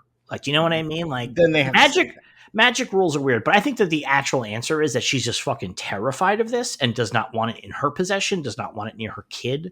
I think that's actually the story. I mean, I guess, because it's not even like you could easily have them take it, and then later on, the daughter brings it with her when they're gonna magic up the suit and be like, oh, we can use this to magic up the suit, like, because it's not like Riri takes it and does a bunch of stuff with it now. She does like a whole sequence. Well, she does a whole sequence where she's trying to destroy it, but that sequence, we don't need that. I actually disagree. I think we do need it, because I think we need to get Riri to a place where she's ready to accept that magic is her only option. I think that she can't just jump there. She has to. She was already at a place where she was going to ask this, and that was like far for her. But now I think that she just wants to. Now that she's told to destroy it, she's like, okay, I can do. Like, as a tech person, I can do. And then so she needs to get to a place where she's like, oh, okay, everything about this is, because her whole thing was, what is this? Like, what is this made out of? She wanted that answer. Not like necessarily what to do with it, but like to find out what the deal is. Because again, as like a genius inventor, she's always interested in those questions. So. Yeah. But I also think that the idea that they won't take it really sells that it's really dangerous. Do you know what I mean? Like, even though we're friends, I'm not fucking taking this. No, I would agree with you if they did like a Lord of the Rings thing where it's like, here, Gandalf, you take it. No, it's too dangerous for me to have. But they don't. They're just like you take it and get out of here. I mean, I think it's sold by the panic that she clearly has on her face and tells them to get the fuck out of her store. It's clearly sold. It's too dangerous. This is like somebody came to your house with plutonium. You'd be like, get the fuck out of here right now. Like, get the fuck out of here. You got to figure out how to deal with that. If I went to like a nuclear scientist's house, and he's like, you got to get rid of that. I'd be like, well, you're the one who knows how to fucking get rid of this stuff. Here you go. Well, you're the genius of this stuff. Like, I understand why, to keep the story moving forward, she can't just like, you guys take care of it. But it should, to me, just a quick thing of like her mom being like, well, then you guys destroy it. And like you said, have one of them be like, no, we can't. It's hers. It's her possession. She has to be the one to destroy it. But again, I think the thing is that they want to make us understand how dangerous it is, and having her freaked out and kicking her friend out is the way that we understand. You can still do that. You can still have her freaking out and kicking them out. But because they keep like handing it off back and forth between each other throughout that discussion, I think you just a little something of them being like, this is dangerous. It has to be destroyed. We don't want anything to do with it. Get out of here. Like something. Yeah, I guess. I mean, I think that also the rules of magic are different than the rules of physics. So like if you went to a nuclear scientist with some plutonium, if you went to a nuclear scientist with like dark matter or something that was like crazy, they would be really interested in it. But I think the thing with magic is that within magic, there is an understanding of a lot of stuff. Well, I mean, they say like with technology, it's good or bad based on the person. With magic, there's bad magic. Yeah, there's bad magic, right? Yeah. So I fully get that, but like, even like, oh, you got to destroy it. They could be like, by the way, there's no earthly thing that can destroy it. Like, you're going to need to find something else. Like, it just felt very weird to me that they're like, oh, we're the ones who know about this stuff. We're not going to give you any advice. Get out. Goodbye. Yeah. It just felt very strange. Riri's mom is real mad. I think that she might be taking some of the betrayal of her friend and putting it on Riri because she's like, "How could you not tell me about this? Like, you didn't ask for help." And again, this is the thematics that she doesn't ask for help, that she tries to do everything alone. Yeah. And Natalie obviously is the opening of that door. Like that's a way that the door begins to open for her. And she's like, and you got mixed up in something like this fucking dangerous, like, and you didn't tell me, and yada yada yada. Riri's just like, "Fuck you," and flies away. We go to jail, and Ezekiel is in his cell, and Parker shows up. And Zeke is like, "Oh, great, now I'm hallucinating." And Parker's like, "No, I'm real, and I got a deal for you. Like, we can, your life is over." And actually, Zeke says, "My life is over," and Parker's like, "How exciting! Like now you have to do something new." And, I like that. That was very cool. Yeah, and so he's like, "No, no way," and Parker's like, we have a friend in common that I think we both want to deal with. And, this is really like the Green Goblin coming up to Sandman in Spider-Man 3. But I like that because supervillain team up. Yeah, do it. Yeah. And Joe's like, "No," or Zeke. I mean, I'm calling them both. It's like, "No." And Parker's like, "You know what? Riri turned me down too." Actually, that's later on. Actually, right? Yeah. It's like a second time that he turns him down, and he's like, "Well, you just think about it, and I'll come back at lights out, and you let me know what you want." And they break Zeke out, and they do it as a heist, basically. Like I kind of like that the team works as a heist to like break this guy out. I like that cool. It cuts to like, well, first there's the bit with Riri trying to destroy the piece of the cloak. Wait, we get that happens already? Yeah. Because it's him. He says, "I'll come back." Oh, right. Before lights out, and I'll come back. Go to her. Right. Yeah, you're right. So she goes to Joe's silo, and she's trying everything that she can think of to destroy it. And Natalie's like, "Listen, you're not going to find magic in here." I mean, she uses fire. She uses cold. She uses a bomb. She uses the green ooze from Nickelodeon. She tries everything. And so Riri orders Chinese food. Yep. Which I really like that she DoorDash. She eats it just like I eat Chinese food, which is like, oh, just shoving it down her throat as quick as she can. Yeah. Oh man. So they can't do anything to it. Everything that she can use, none of it works. I'm sure somebody's going to complain that like on her whiteboard she's writing acid and then she crosses it out like, "Oh, you're a genius," but like that's for the audience. Like I mean that's just basic. That's audience shit. Yeah. The audience needs to know what's happening here. And I think you don't make your plot with that in mind, but within the plot you try to help the dumbest people in the audience keep up. Yeah, I think with something like this, obviously not everything, but like something like this, you want the dumbest people to be able to keep up. So she flies away and has a panic attack while they're flying. And she's like, "Get me the fuck out of the suit." And now like, "I can't, you'll die. You'll drop you to death." She ends up landing in a junkyard and then leaves. The suit leaves. And this is when we go back to Zeke. And so Zeke breaks out. They broke him out and they got all his stuff. Well, what I like is you hear a guard go, "Lights out," and all the lights turn off, and then his door opens, and he steps out, and I guess all the prison guards went home for the day because he just walks through the place. There's nobody; it's just empty. But I like that. I don't need an explanation because they're a heist crew. So like, did they do something like now they obviously have control of all the prison systems. So like, did they send out a message that made all the guards go someplace? Do you know what I mean? Like, I don't necessarily need to. I mean, this cake. I don't need to see it. I like it because I think it works really well when he's walking through the totally. No, it's very cool, prison. But like but it was just funny to me. It's like, oh, the whole place is just empty now. Just empty. And then when he gets outside, I guess also they keep all of evidence in prison because they're loading all the evidence, all of his stuff into the truck, and he's like, "Oh, my stuff." It's like that would not. There's no way that would be there. Like you don't put the evidence in prison. Yeah, I mean, but it's a nice bit. It's a nice bit. So the suit takes off and the suit goes to get Xavier, and he is not psyched about getting into this empty suit that's hovering outside his window. But he does, and he screams the whole way that the suit brings him back to Riri. And they have a moment where they hug, and then Xavier's like, "How did you get me here? Like, you remote control that suit?" And he's like, "I didn't do it." And then all of a sudden, Natalie shows up, and it's like, "Hey, I did it."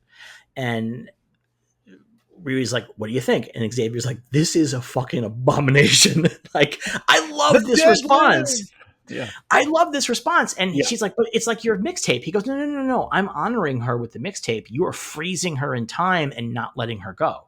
Yeah. And I was like, oh, that's such a good distinction. You know what I mean? Like, because that in grief, it's really, there are these really thin lines that you can be on the wrong side of in terms of your own healing and stuff, that like you don't want to get rid of the person, but you don't want to hold on to them too tight, because otherwise it's just misery. And, he also says, you have no fucking right to use my sister as an experiment. Like, that's fucked up. And she's like, well, what can I do? And he goes, well, delete her. And Riri's like, and then Natalie gets mad because she thinks that Riri's going to do it. And she flies away. And then Xavier throws his watch down and goes, take your fucking watch back. Again, strong setup here, because she's going to have that watch in a little while. Yep. Like, it's very strong setup. So we cut back to Stain is now in the hideout, and they're setting up all his machines for him. And he's like, I got a ton of ideas, a ton of things we can do. He's working with Slug to create new code. And we see, again, this is for the audience, Slug deletes his name and then enters Parker Robbins' name. And that made me laugh so hard. So funny. It was so funny. I was like, come on. I loved it. It's so good. Oh man, they just changed the name. That was enough. Like, nothing else. The system doesn't need, it's voice control, and the system doesn't need anything else except the guy's name. I would have loved if she put in the name and it was like, who? What? Who is that? He shaves his head. I saw some people online saying he's really hot with the shaven head. I felt like he you call him Temu Jason Statham. I thought it was really good. But I thought that he looked really good with the shaggy hair. I like the shaggy hair. He's a handsome guy either way, I think. Yeah, I guess, but there's a softness to him with the shaggy hair that I like. Well, he's no longer soft. Yeah, well, it turns out he kind of is. This is when Parker tells the team, like, so Riri killed John, and we're going to have to kill her. And that's the end of the episode. That brings us to our next episode, episode 5, Karma's a Glitch. This is the episode that got me closest to crying. Yeah. So Natalie is hanging out in the suit, just like sitting on a rooftop, which, again, an iron suit just sitting on a rooftop with the legs angling over the edge. Yes, please. That's exactly what I want. That's 100% what I want. Like, that's the deal. And she's watching old videos of Riri and Natalie, and she's trying to like recreate Natalie's smile. And so Natalie, the AI, is having like a real crisis moment. You know what I mean? Like, she was just rejected by the guy who's her brother, and she thinks that her best friend is going to delete her. And as she's sitting there, she doesn't notice that the bad guys show up, and they Slug grabs her and overloads her and throws her into the van. Then we cut to White Castle, one of the great fucking product placements of all time. Quite impressive. They must have been very excited. Like, Riri is hanging out with Zelma, and Zelma is drawing a demon, and she's like, Riri's like, well, what the hell's that? And she says, Dormammu or something like that, and she goes, no, Dormammu. And she's like, I think that this is what we're happening here. Like, and she basically tells Riri the plot of Doctor Strange. Yeah, she literally, like, down to like the bad guys. She's like, oh, this guy, his eyes got all weird. Yeah, I'm like, I'm not convinced that I would have ever thought that I would have heard the name Caecilius again. Yeah. I mean, we're done with that now. But I loved it. Like, I was like, oh, that's great. Like, I love this. Like, I love the way that this is so fucking connected. Yeah. And so Riri's like, well, how likely do you think this is? And Zelma's like, I don't know, like 50%. And Zelma's like, you got to fucking end this now, because if it's Dormammu, he is a big fucking deal. Like, he is one of the dark gods of the universe. And, obviously this is incorrect, but I like how the show pulls us along on it. Yeah. Because it seems all too reasonable. And in Strange Academy, there's a character named Doyle Dormammu, who is Dormammu's son. So like in terms of like having Strange Academy characters, like it doesn't seem out of this world. And he's a character that's established. Like, so like I would not be surprised, especially at the period when the show was being made, that they might want to do that. But it's all fake out. But anyway, as they're talking, the Blood Sisters walk in and they're like, everybody get the fuck out of here. And this place is closed. It's got a snake infestation. And Riri's like, Zelma, you got to get out of here. And Zelma's like, I fucking tell me twice. she takes off. Yeah, I thought that was pretty good. And we end up in a fight scene that I both liked and didn't like. There's a part of me that's very much like, there's no way these two have a problem taking out Riri. Yeah. But it's a really well done action scene. so I don't mind so much. And also there's no way that Riri can hold her own against these people. Like that's like part of her whole deal. Yeah. But at the same time, yeah, it's really good. And like, again, like the thing is that this is always the argument you have to have with comic book stuff is like the characters are exactly as powerful as they need to be in any given film. And that's what Mark Waid said. The character, what decides which character is going to win? The writer. Whose book is it? Yeah. So like, I mean, like that's like part of the buy-in. I understand that maybe for like a more standard audience, that kind of thing reads as cheesy, but it just feels like it's the genre to me, and I kind of don't. And I think that like also Riri's doing like a lot of running around. She's not like trading blows. Like the one time that she really punches one of them in the face, she's like, fuck you. Yeah. And so we have this fight scene. Riri takes a lot of hits, but she's okay. And then it ends up with Riri cornered by the two, and they have their guns. And Riri's like, please, just one shot, just make it clean. And because she knows that during the fight, the watch fell out of her pocket, and she knows that they're standing right on the watch. And then the one who talked to me turns around to not look. Yeah. I mean, that's the reason why they're going easy on Riri, right? Like they have to kill her, but like, she's their friend. Like it's like complicated, I think it's interesting. No, I thought that was Clown doesn't have that problem. Oh no, Clown doesn't have that problem. But I thought that was a really good touch, having him turn around. Yeah, it was really well done. So the gunshot goes off, and then we see that the bullet is trapped in the force field, and it's a force field that takes all kinetic motion because Riri's able to push the bullet through it, and it drops to the floor.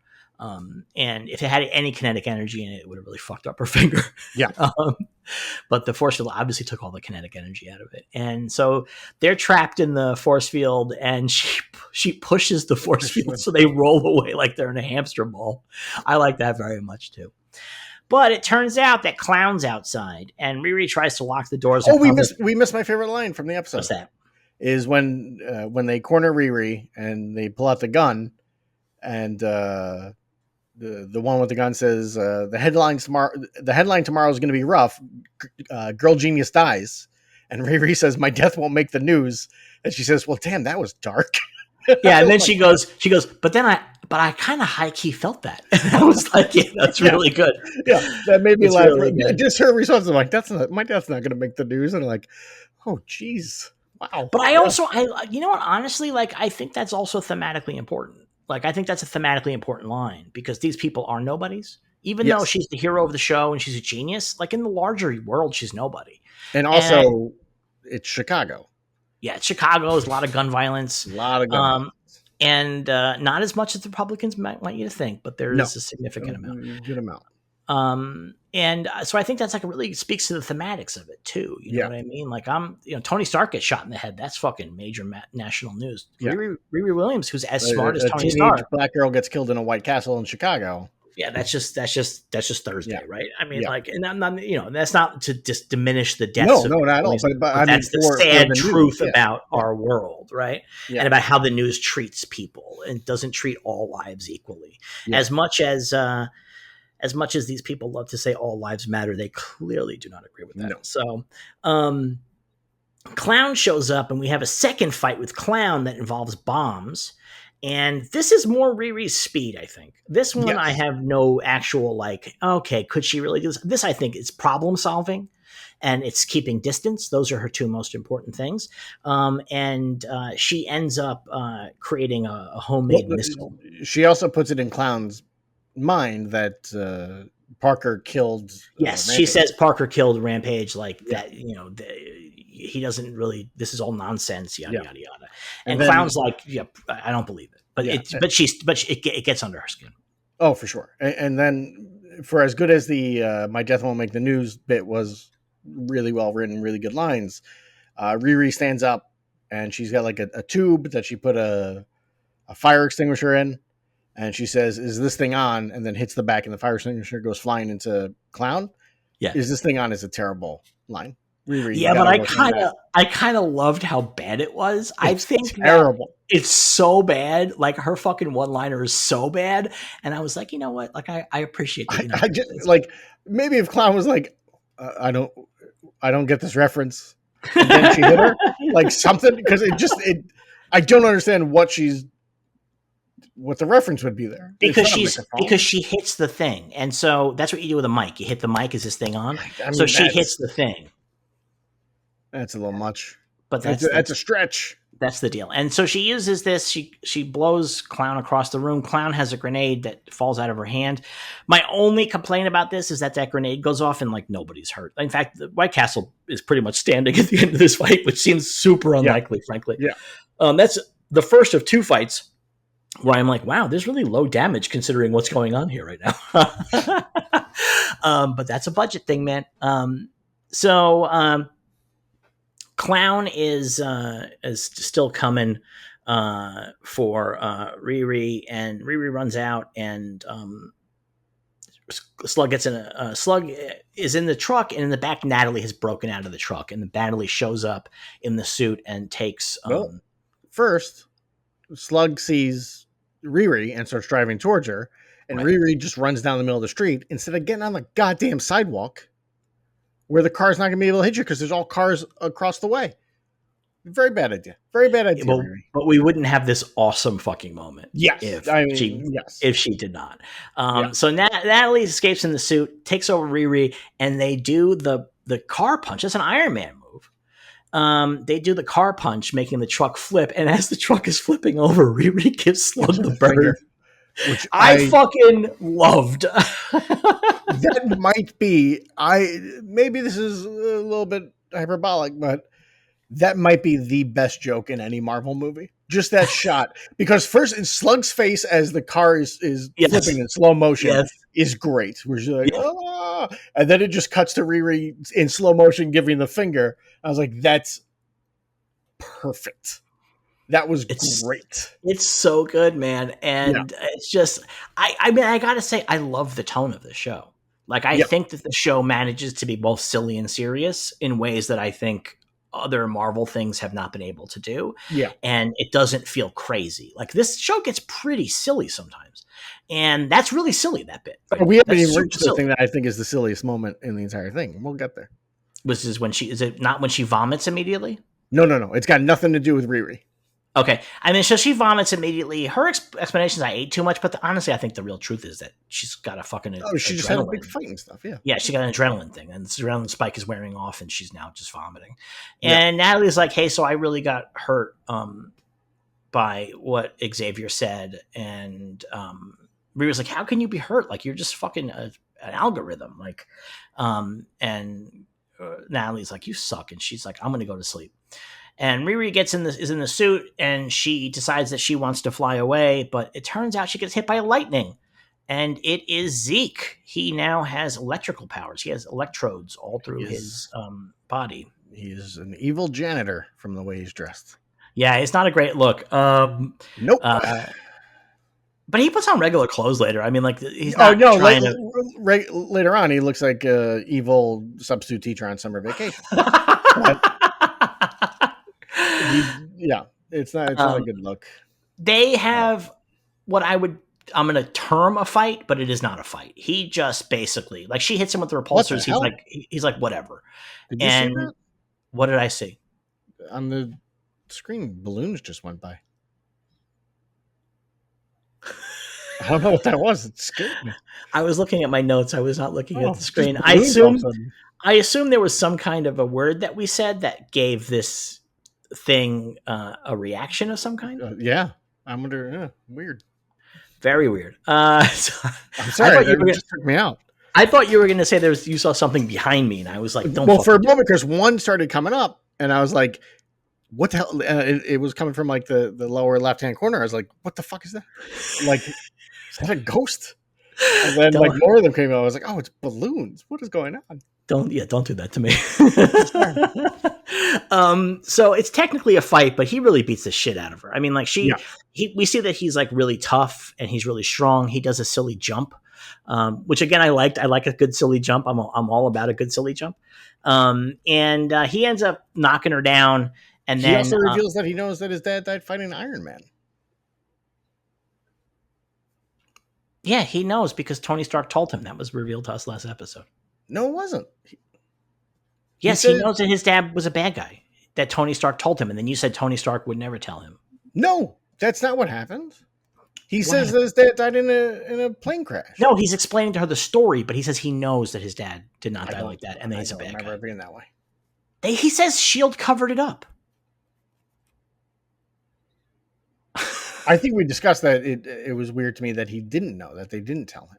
No, well, anyway, I thought that they did. Maybe, that was my assumption, that because he knows he hates his dad because dad's a bad guy. That's his whole arc, is not to be like his dad. Yes. So he doesn't think his dad was a good dude. He knows his dad was a bad guy. He might think his dad was not a good dude, but not be like, also he was trained to murder Tony Stark. Like, he might just be like, my dad was an asshole. No, he knows he was called Ironmonger, doesn't he? He says Ironmonger. Doesn't he say Ironmonger sometimes? I mean, anyway. I don't think so. Minor point. He's tearing her suit apart and he's about to kill her, and then she's like, please don't kill me. And he's soft still. He's not a hardcore villain. And he's like, fine. He says, but here's the deal. You got to get out of town immediately. Do not ever come back to Chicago. And Riri, he leaves, and Riri climbs out of the suit with some difficulty because she's sealed in it. And she pulls out the piece of the suit that has Natalie's brain, and she runs off, and we see that Clown sees all this going down. She gets home, and Mom is a little bit mad, but then Mom eventually... she sees she's all beat up. And upset, and then she's like, I think you need to fucking get this iron suit shit up. Like, it's just not really going well. And then this is where she gives us the real reason she's obsessed with an iron suit. It's because she needs to protect her family and friends because of Gary and Natalie's deaths. So that's like her real reason for being obsessed with an iron suit. And that really tracks because she's so worried about these people taking out her family. She's like so fucking worried about it. I think that, again, character-wise, this stuff is mostly impeccable, I think largely impeccable. And her motivations all make perfect sense, and her actions all flow from that really well. And then Mom's like, I'm going to show you something. And they go to the old... First, the mom's a little confusing. Why? Because she says, when Riri says, I made the suit to protect us, the mom's like, no, I'm here to protect you. That's my job. And then she's like, also, you should go fight the evil magic man. That's what you should do. And it's like, choose a lane. Are you protection or go fight evil magic guy. Have a good time. Well, see, I think that this is also where you're maybe missing some of the thematics. They're all there to protect each other. That's the thing about having... That's not what she says. She says, I'm here to protect you. You're the child. So she doesn't say we protect each other. So that's... Anyway, they go to the shop, and Riri's like, why the fuck would you take me here? This is the spot where my stepdad and best friend died. Like, this fucked up. And then Natalie starts playing a video clip. She does a real good hologram from an early Riri memory that's brought up by the fact they find a wrench that has property of Ironhead written on it. And by the way, I just really want to say, for the record, that I am so glad nobody goes, you aren't Ironhead anymore. You're Ironheart now. I'm just so glad nobody just did think that. It's really bad that they didn't catch that typo in the script, that it should have said Ironheart. So she's playing this bit where Gary and Riri's a little kid, and so she wants these goggles, and Gary's like, I'll give them to you, but only if you give me a dance. And we had this really sweet scene of them dancing. It's like really, really sweet. Riri turns it off first, and then Natalie is like, why'd you turn it off? And Riri was like, why would you fucking show me this? And she says, when you're forgetting the bad moments, you're also forgetting the good moments. Like, you can't push everything away. And the thing continues, and we see that what happens is that Riri falls down and knocks into a bench, and a wrench falls in her head. And Gary's like, "Holy shit! Did I just kill this kid?" And then he says, "It's not even a scratch." He goes, "Oh, you got yourself an iron head." Ironhead. My favorite part is when they're dancing and there's an old couple walking down the street behind them, and the old man looks directly into the camera. Yeah, that is the worst extra. And he walks really slow so he can maximize his screen time. It's fucking amazing. I couldn't tell if he was walking slow to maximize his screen time or if he's just an old guy and he's walking. My theory is that that's like the director's parents or grandparents. That's got to be somebody's. That's somebody's relatives, because an extra that does that, you just do not fucking allow that. No, because he looks right down the camera, and then they cut, and those people are just gone. Yeah. So, no, I think he's walking slow to maximize his screen time because his wife is much faster. She's just fucking zooming through the screen. Yeah, she's trucking. He's just shuffling along. And I think that if they're a couple, she wouldn't zoom away. Like, that's like maybe they would in real life or whatever, but that's like a very elaborate character bit to have for people walking by in the background. Yeah. But he caught, he's dead center in the shot. That's incredible. Looking right into the camera. I was like, whoa, this definitely is not just like a random extra. This is somebody high up's parents or grandparents or something. Yeah. And they were like, "You're not cutting my grandpa out of the show." I'm sorry. Exactly. Yeah. Riri understands the whole thing now, and she says, "Natalie, you might be a glitch, but you're my glitch, and thank you so much. And we're going to fucking fight. We're going to make this happen." And Ronnie's like, "Hey, good news for you. I bought back that car that you and Gary were working on, and now you can take it to pieces and destroy it for a new suit." I wanted so bad when they opened up the garage door and the car was there. I wanted Riri to just be like, "How did I not see this when we walked in?" I had that exact thought. I was like, did I miss something, like where they came in the back? Is that what happened? I wasn't sure. I was like, did I miss something about this? I felt like they did an establishing shot of the outside. There was no car. Yeah, there was no car. Yeah, there was no car. Maybe the little kid that shows up again, he drove it up. The mom set it up. Could be. Yeah, could be. We go to the hideout. Zeke shows up. He's got Riri's mask, and he drops it on the table and goes, "Did it? She's dead." And Parker's like, "Well, how did it happen?" He goes, "Well, I knocked her down and then dead." He's so bad at this. And Parker's like, "The thing is, there's no drama. There's no emotion. There's no details here." And Clown shows up, and at first we're like, "Oh, she's gonna tell Parker that actually Zeke didn't kill her." Yeah. But then she's like, "Oh no, he fucking fucked her up. Like, he totally fucked her up. She's dead." And she pluses Zeke, and they go and they take an elevator, and he offers Zeke a job. He's like, "I want you to be part of this team. We're going to do things together." And Zeke's like, "No, I don't think so." And this is when Parker says, "You know what? Riri said no originally too, and she came back." Yeah. And Clown, now having a lot of doubts, says to Slug, "Hey, can you Slug, who's trying to nap because Slug's had a very hard night." Yeah, that crash of the truck. They came out of that truck shaky as hell. Clown's like, "Will you hack and get some autopsy reports for me?" So this is also, by the way, really good writing character stuff, because from the beginning, when we first meet these people, Clown goes and gets the hood, right? She goes and gets the cloak and is goofing with it. Like, she is clearly she's the one that has issues with cousin John. Right. She is the one who is least, even though she's 100% on board with everything they're doing, she is the more rebellious, argumentative person of the team. Yep. So it works well that she's like, "All right, if Riri said this, I'm going to look into it." Where one of the others might have been like, "She's lying," and that's the end of that. So I think that works very well character-wise. Yeah. So we're at the garage. Riri's working. Mom shows up with all the stuff that she needed from the junkyard. And turns out that she brought a young man with her, and Riri's excited, thinks it's Xavier, but no, it's the kid with the wagon. I love this kid so much, man. And she still got his wagon, apparently. She still has his wagon. He now owes her $600 or $300. Riri's got to get some plotting together with her life. Like, you can't just take this kid's wagon and keep it for a week. Yeah, you can't leave evidence behind and not tell the guy who created it. Send some phone calls or something, Riri. Come on. Yeah. So she's disappointed that it's not Xavier, but he's on board to help. He's like real excited to be part of the team, and Riri's pretty upset because she doesn't have the power supply she needs. Like what she needs is an unlimited power supply, basically, to fight a guy who has an unlimited power supply, and that's when she realizes, shit, I'm gonna have to use magic here.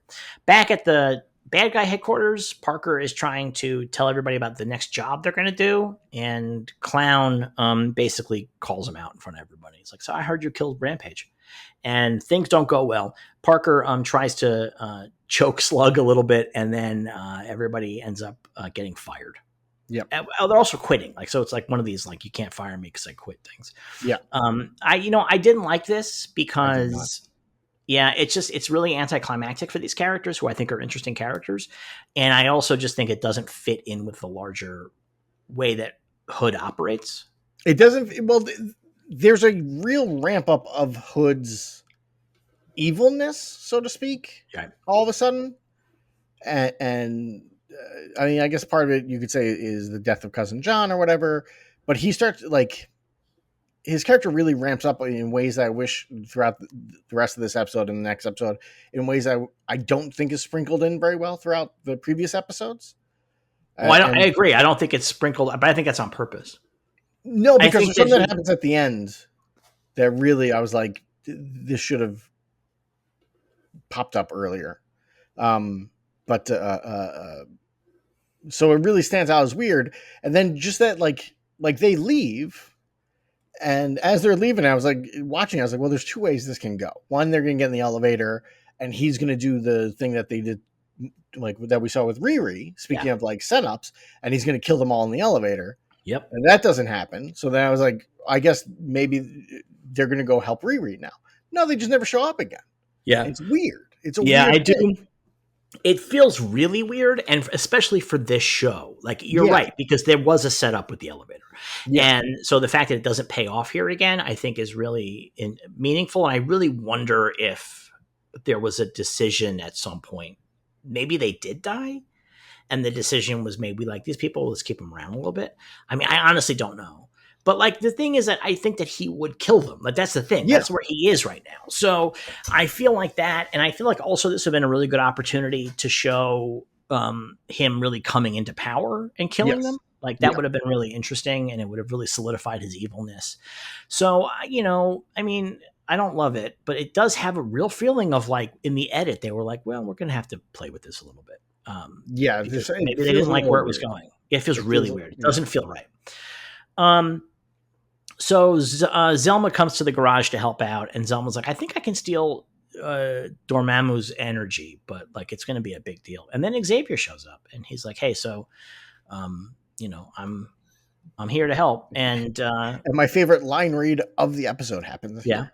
Because Xavier comes in with coffees, and the little kid is like, oh, coffee. And he's like, I got you an orange juice or apple juice. And the kid goes, disrespectful. I love this kid. I love that. The way he says it, I did a very bad job. He did a perfect job. Oh my God, I loved it. I was like, watching this and Riri in the suit giving the finger are the two moments where it's like, if these do not become GIFs and memes, I don't know what's happened to the world. But this kid's really great too, because later on, when the thing with Natalie happens, he's like so kind to Riri. He's like, oh, Miss Riri. I thought that was really wonderful. Yeah. So they all come together as a team to build the suit and to make it magical. So Zeke is back at his house, and his neighbor comes out and is like, I'm going to call the police on you. And he's like, you just fucking try. And he goes to shock her, but his powers don't work. And Parker drives up and is like, hey, so the deal is I actually run the shit that's in your body. And I'm deleted your name and put my name in. Which is, everybody knows exactly how this stuff works. And so, you're going to work for me. And Zeke's like, I'm not going to. And he's like, oh, yes, you are. And then he just takes over Zeke's body. He makes him walk like he's got to poop. Yes, he goes in the poop walk. Yep. They drive up to the mansion from the cold open, and last episode, and they go in there and they just walk in this time, and Parker just has Zeke beat the shit out of all the security people. And Zeke's like, I'm so sorry he's doing this. Like, it's like, I thought it was really good. I really like this character a lot. Oh, he's great. And there's one thing they do here that I loved. What's and that? like, as this was happening, I was watching it. I was like, it'd be really cool if Parker, because he can magically control the bullets and he's got his guns in his hands, but his hands are down. I was like, if he just shoots with the guns pointed down and the bullets just curve and go. Yeah, that would be really cool. That would be really He does that. Oh, he does that? I missed that. He shoots and the gun is still pointed down and it just goes up and hits somebody. I was like, that's great. Oh, thank God they thought of that too, because it's a cool looking thing to do. Yeah. Yeah. So they get all the way in, and there's a guy in like the main room, and it's like, oh, you're back to finish the job. And Parker's like, I don't want the safe this time. And it turns out that's his dad. Yeah. And his dad is truly a piece of shit, by the way. Like, I mean, like top level piece of shit. Yeah, kicked him out when he was 12. He's like, it just wasn't working for me. There's that really great tweet where somebody's like, how come everybody's always giving fathers who leave a hard time? What if the baby had bad vibes or something? And it's like, that's exactly what his answer is. Yeah, it's like, you had shitty energy, son. Like, I did not like having you around. Like, it's fucking amazing. And Parker's like kind of almost willing to kill his dad. And the dad is like, listen, he wants the dad to sign everything over to him. And he's like, this is like my final thing. Like, I'll have everything now. Yeah. And the dad's like, listen, it's not going to help. It's not going to make you feel better. It's not going to fill you up. And, but he finally does sign, and Parker's like, get the fuck out of my house. And back in the garage, the suit is ready, and it is cool looking. It's a real good suit. And Riri's like, okay, you got to magic it now. And Zelma's like, that magic always, and this has been established earlier, magic comes at a cost. You got to give something up to get something. And Riri's like, yeah, whatever. Which also, by the way, thematically plays into the next episode in a big way. They should have said dark magic, though. I will say that. But no, I think all magic works that way. Well, no, because Doctor Strange is doing magic all the time. He's not giving up shit. He probably is, though. That's the thing. I mean, that's the thing, is that I think that there is a toll from all magic because you're controlling incredible powers. Do you know what I mean? It's like working in a nuclear facility. Like, you're gonna get rads. Or, doing x-rays or whatever. Like, you're going to get rads. Or actually, what's a good example is fucking pilots. They get fucking irradiated like hell up there. So, yeah, I think that's just the deal. I think all magic works that way. Because she's not doing dark magic here. Yeah, they are, because they're using the Dormammu piece or the piece of the Hood's cloak. Yeah, I guess they are, aren't they? It's dark magic stuff. Yeah. They start the spell, but it turns out that the suit can't do both AI and magic. And Natalie... it starts glitching out, and Riri jumps out of the suit and tries to tether her to the laptop, but it is too late. Natalie has been erased. This is a big year for AI that can only exist in one spot at a time between this and Mission Impossible. Yeah, I know, right? But I think that actually makes sense with Natalie. Like, the premise is that Riri doesn't want her everywhere. You know what I mean? Like, that's She put her behind firewalls in her own house and stuff like that. But we've seen Natalie switch where she is on her own, but I don't mind that here because she's freaking out, like, right, because it's a big emotional moment. Yeah. So that's the end of the episode. Now we come to the final episode. The past is the past. We go back to that flashback again where Parker's breaking into his dad's house. He gets chased by guards and runs into the woods. He goes and runs into a tunnel, and both ends of the tunnel have guards, and he is trapped. And then all of a sudden the dude shows up. He's like, hey, you're not going to use the door? And Park's like, what fucking door are you talking about? And the door opens up in the fucking side of the tunnel, and it's to an Italian restaurant, the Italian restaurant that the show is set. Yeah. The pizza place. So they go, and we are sitting down with Sacha Baron Cohen in a big bushy beard. He's cosplaying as De Niro in Angel Heart. He does look like that, right? Yeah. That's probably on purpose, isn't it? It's got to be, because that is a very bad fake bushy beard. So that's really interesting. Yeah, I didn't even make that connection, but that kind of has that. Yeah. They are sitting there talking, and Parker is like, what's the fucking deal? And Sacha Baron Cohen Sacha Baron Cohen, man of many voices. When he first showed up in the tunnel, I was like, oh, that doesn't sound like Sacha Baron Cohen at all. Yeah.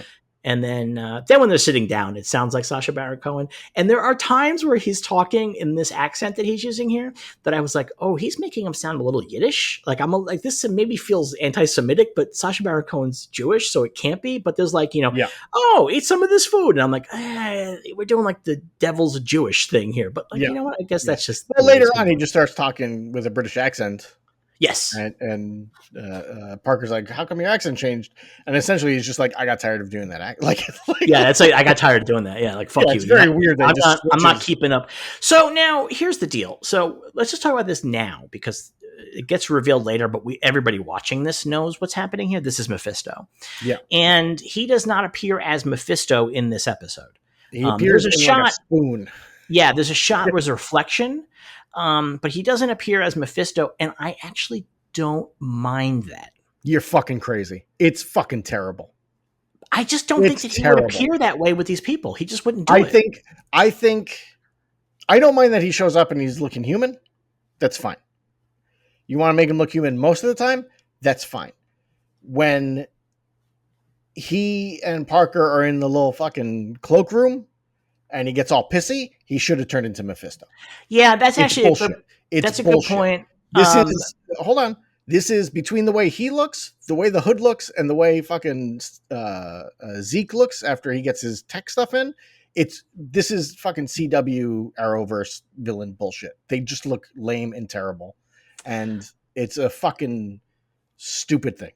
So I want to really specify for folks at home that aren't familiar with Mephisto. When Derek says he's human, Mephisto is human. I mean, essentially, he's red. Yeah. But the thing is, he's red and he's wearing a full body tights. And he has crazy hair. But he's essentially looks like he's a humanoid looking guy. Yeah, yeah, he's like a guy that's painted red. Yeah, yeah. But it's fucking lame. It's really fucking lame. Yeah, I mean, it's not ideal. And if they didn't want to settle on a Mephisto look here, like if they didn't know, like if they have ideas for where he's going to show up next and they didn't want to codify his look for just one scene, there's ways to make him devilish in that moment that you're talking about that would have worked without having to actually show him. You know what I mean? Like there's ways to like create something. My belief here is that they probably are not, that he is not their character to keep. And so the definition of this character is going to have to be left up to somebody else. Yeah, all of these characters, it's left up to what Kevin Feige wants. Be like, Kevin, what's it going to look like? Done. Like, it's just fucking lame. It's really stupid and lame. But I do want to say Sacha Baron Cohen's great. Yeah, he's good. Yeah. He's great. And I think that he is like excellent casting for this role. Like excellent casting. There was one, I was thinking, because of the way this ends, I was thinking like, okay, Ryan Coogler is getting ready to do Black Panther 3. Like, what if Black Panther 3 is essentially, hey, we got to help out Riri because she sold her soul to Satan. And I was like, it's too bad that then they don't have Denzel Washington to play Mephisto, because I think he'd be amazing Mephisto. But what are you going to do? Actually, that's really interesting. I do wonder if the plan is to continue this in Black Panther 3, actually. I don't think it is. I mean, Coogler was heavily involved in this. He was heavily involved in this, but I can't imagine his idea for Black Panther 3 is we're going to center it around Riri Williams. Like, I just don't see that happening. No, I don't think that's this. But, like, I think that, like, I mean, I guess Denzel was the bad guy, we're told.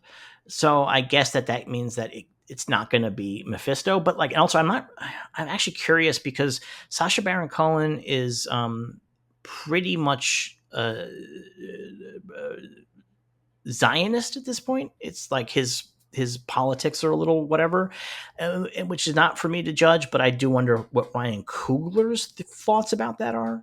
Yeah. I mean, like Sinners, one of the themes of Sinners is that oppression is oppression, like that, you know, that, so I have to imagine that Coogler's probably pro-Palestinian. I would have to guess. That's just me guessing based on his work. You know what I mean? Like not from anything he's ever said. And he's obviously been very careful not to say anything. So I wonder if he would even want to work with Sacha Baron Cohen, but I feel like Coogler gets to like write his own check with Marvel. Oh, for sure. You know what I mean? Like if he's like, I don't want to fucking work with that guy, they're going to go, all right, you're not going to work with that guy. Yeah. That's fine. Yeah. But And I really do think Denzel Washington would be an amazing Mephisto. That smile, that laugh, that Denzel laugh coming from Mephisto. So I think he would be. I actually think that Sacha Baron Cohen is actually the ideal casting for no, he's good. Mephisto. He's But a I good think the reason why he's good is because Sacha Baron Cohen is willing to go silly and stupid, and Mephisto has that element to him, like where he's like a total lunatic dipshit. Yeah, and I think that he's the kind of guy who can do that and hit that, and I don't know that Denzel necessarily goes there. Yeah. Like I also think that there's like, I think the thing about Mephisto in the comics, I mean, obviously this is going to be a different version of Mephisto moving forward because it's its own thing, but he's not scary. No, he's not. But also, not to jump too far ahead, but Cohen has the best line of this episode. Yeah, what is that? Which is, Dormammu, that ugly pillock isn't fit to clean my glorious asshole. Yes. He gets some cursing in this episode. He calls somebody a twat. I was really surprised that Disney was like, sure, why not twat? Why not? That's one of those words that's like way bigger deal here in America than it is in the UK. Yeah. But he says shit, asshole. Glorious asshole. Glorious asshole. I was like that. I didn't look to see who wrote the episode. I don't know if maybe that was something that came up in the writer's room. I don't know if it was an ad lib, but whoever came up with that, they deserve an award. That is an amazing line. And that's good writing for Mephisto too. Yes. Like that's good Mephisto writing because Mephisto is really full of himself, Yeah. And so basically, Mephisto says to him, "Hey, you should be a great man." Like he's like, "Oh, the amazing Parker Robbins," and he's like, "Parker's like, you know me?" He's like, "No, I mean, nobody does yet, but they should."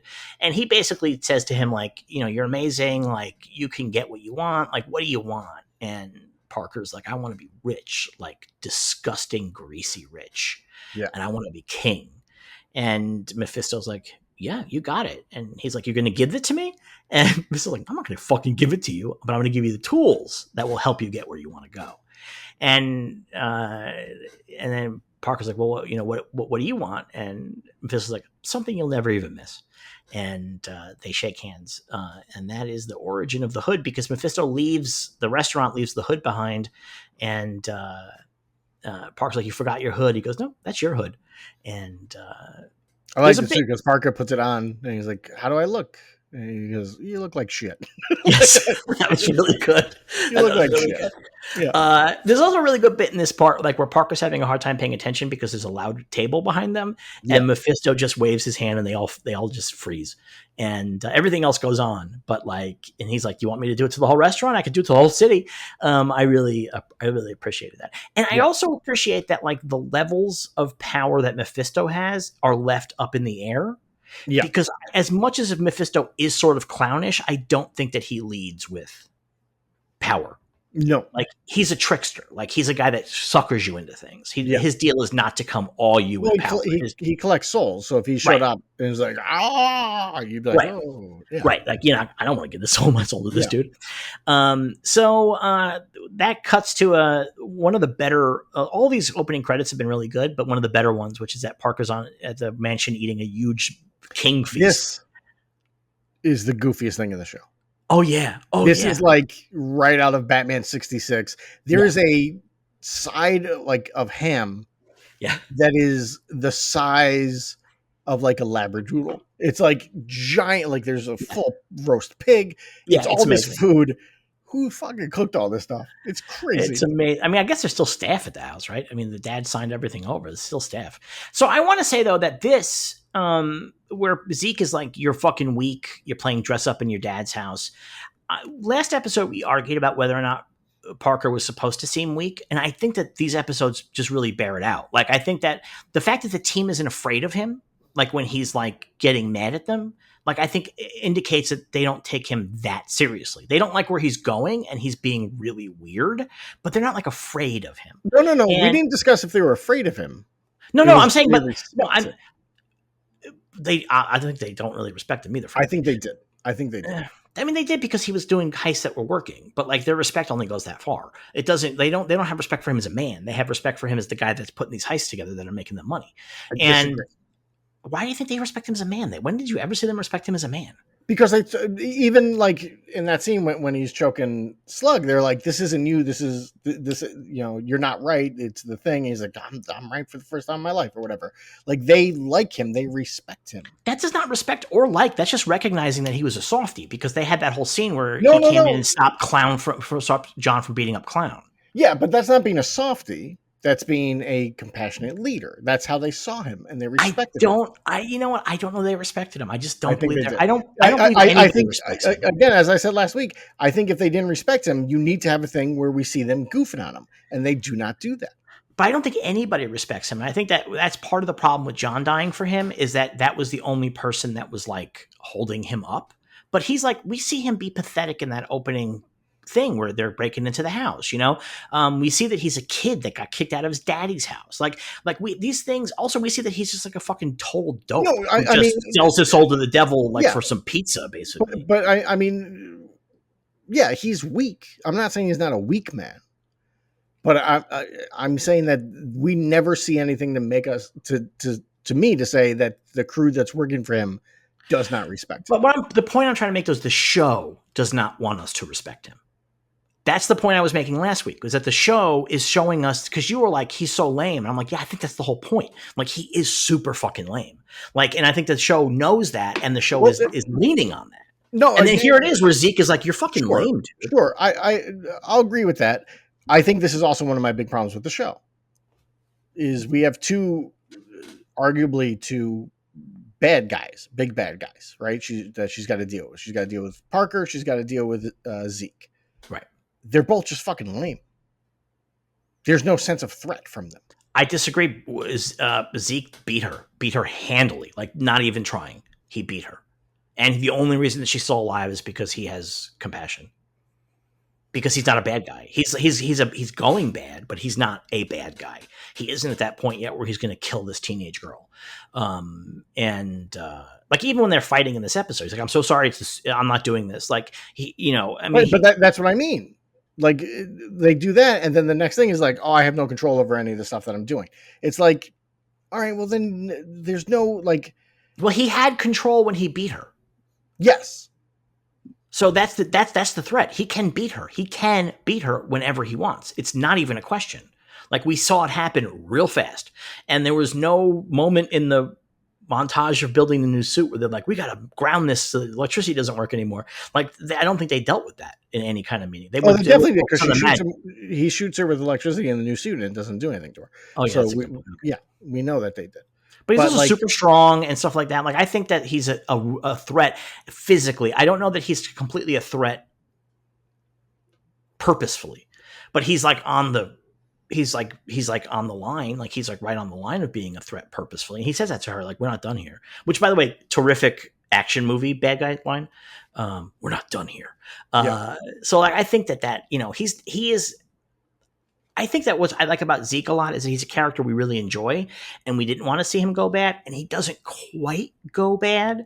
And so like we're like can still hope for this guy. We like Zeke though, even though he is weak. We like him. Yeah, no, I'm not Parker is not liked. Like I don't think the show wants us to like Parker. I don't think the show wants us to know that Parker's a dope and Parker's a loser. And then when we find out that the devil is behind him, I think the show wants us to pity Parker. I think that's the whole thing with his dad. When the dad's like, "I kicked you out when you were 12 because I just didn't like your vibes." Well, yeah, he's pitiful. Yeah, he's pitiful. But that's also not like a terrific. In your version, where somebody's a threat or not, that's not a terrific way for somebody to be a threat. Is if they're and I think that's one of the problems though is that. But I like that. There's no sense of threat from him. I like that. I like that a lot. I like that.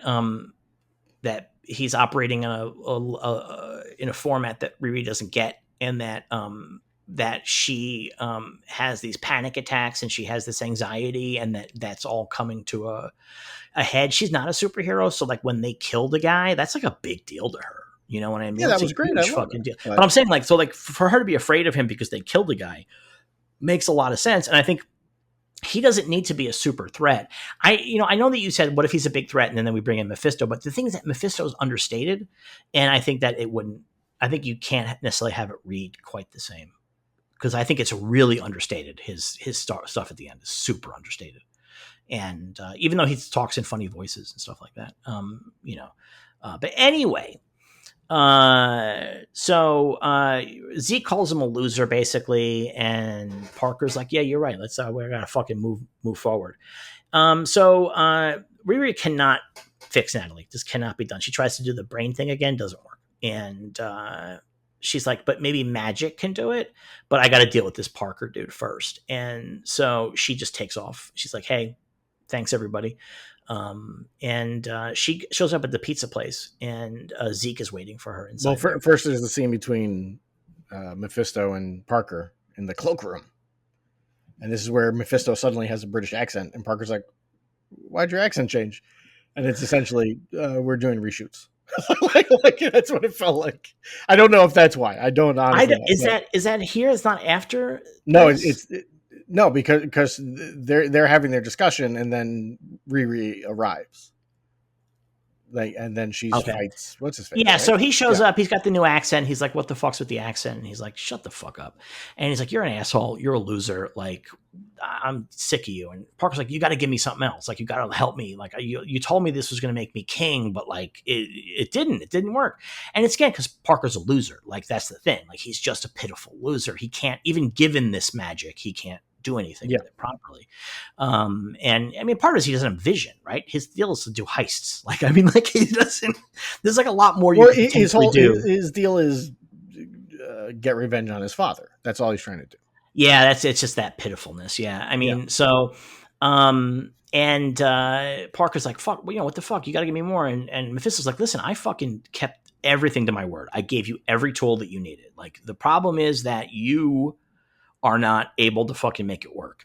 And then, so they had this fight in the cloakroom, and then he's like, you know what? I'll tell you what, like, if you can hold on to that hood, I'll make you more powerful, but you got to hold on to that hood. And then Riri shows up and sees Zeke, and they begin a fight. And in the fight, Zeke is being forced to fight her. Like, that's the deal. Like, he's not necessarily doesn't really want to. And he does not like Parker because Parker's operating him like a puppet. Like, so he is not interested in fighting Riri for Parker because, why would he be? So they fight, but like, unfortunately, Zeke is really powerful. And so it's a real issue, and he can't overcome the fact that he is being remote controlled. So Riri is like, hey, how about this? Like, do you have cybernetics in your dick? And he's like, no, I don't. She goes, okay, what I'm going to do is I'm going to knee in the groin, and that should give you enough pain to put your body into a crisis mode that will give us a moment to override the chip in your neck. Yeah. And that works, which I liked a lot. Like, I liked one that it works really well, but I also like that even as they're trying to do it, he's still fighting her. I thought that was really nice. Well, I like that he's still fighting her, and there's one shot where you can't see him, but it's her like straight on, and you just hear him go duck, and she ducks in the like a container or something goes flying over. And I just love that. That made me laugh really hard. I mean, like, Zeke is like one of my favorite characters in this show. So I really like the place that he's at here because it's complex. Yep. He's a villain in the comics, right? He sometimes does use the name Ironmonger, I think. So he's a character in the comics, and he is a villain. And he is a cyborg also like this in the comics. But like, I like where he is like turning bad, but not really willing to go all the way. Like, I like that it's not a sudden 180. Like, oh, I'm my father's son. I am in fact really horrible. Yeah. It's like, I'm really mad at you. And like, I have the power to fuck you up now. And I'm so mad at you, but also like I wouldn't even say he's turning bad. I mean, he doesn't want to work for Parker. He doesn't want to work for Parker. He doesn't want to go around committing crimes. Right. But he's real pissed at Riri, understandably. She's destroyed his life. Yeah. And even here, when she's like doing this stuff, she's like, so are we good now? He's like, no. What are you talking about? Like, you ruined my entire existence. Yeah. We are not good. I mean, it's definitely a villain arc. Yes. Well, I think it's an interesting one because he doesn't want to do it. Yeah. Well, he doesn't want to do it. His villain arc isn't like, I'm going to destroy the city or take over the world. His villain arc is, you messed up my life. I am not going to let you forget this. I am going to do what I can to screw with you You know, it's very much like the original format for Venom, right? Where it was like, oh, he forced the symbiote suit off of him. The symbiote I suit lost my found, job. found Eddie Brock, who he lost his job because of Peter Parker, and they formed together. And one of the things I liked about Venom when he first showed up was he wanted to kill Spider-Man, but he did not want anyone else to get hurt. Right. And I like that concept, you know, and then they kind of got rid of that after a while. Yeah. But like, that's kind of what Ezekiel's thing is here. He's like, I don't want to be a criminal, but I definitely want to get revenge on the person that destroyed my life. Yeah. And I like that. No, it's good. It's a good motivation. One thing we didn't talk about with the coat room scene is that when Mephisto shows up, he's like, "What the fuck do you want?" And he's like, "Sorry, am I bothering you?" He's like, "Yeah, you're bothering me. I have other clients, you know." But like, there's a scene where he says, you know, the Forbes 100 richest people. Do you know how many people I made a deal with? Yeah. Oh, that later on he says that to Riri. He said, "How many people I made a deal with?" All of the 100 of them. And I do wish though that he says a beetle is one of the people he's made a deal with, but I do wish that I don't like that joke, by the way. No, I did not like it. I mean, it's fine. Like I'm not like I don't, you know, but I think that like it's just shitting on easy joke. Yeah, shitting on Ringo is just the easy thing, and I think it's not correct. I think Ringo's drums are actually pretty good. He's not like John or Paul, but like, you know, or George, but like, you know, he's fine. But I wish this is I mean, I guess I know why they didn't do this, but I really would like to have named a character from the MCU. Sure. I would have liked that. I can understand why they don't do that, because you can't just reveal that like some rando character is fucking the devil. Made a deal with the devil. Like that's like, you know, but like I kind of really wish that we had been able to do that. That's a fun kind of thing that would have been great. The idea that like he's made a deal with some villain. Also, Mephisto is potentially a villain creation machine. Sure. Yeah. Like I think that Marvel has not really found its groove in like just bringing up random villains. If there's a fucking devil who's giving people their dreams and the tools to do what they want to do, fuck yeah, that's a very easy thing. You know what I mean? Yeah. They won't do it, by the way. Like, no. They won't bring the devil into every single fucking Marvel property. But it's a really easy way to make villains, though. So she is able to she shuts him down. Basically, she needs him in the groin and then takes over the chip, and that's going to make him everything shut down and make him go to sleep. And that's when he's like, we're not done yet. And she does my favorite Iron Man type thing. What's that?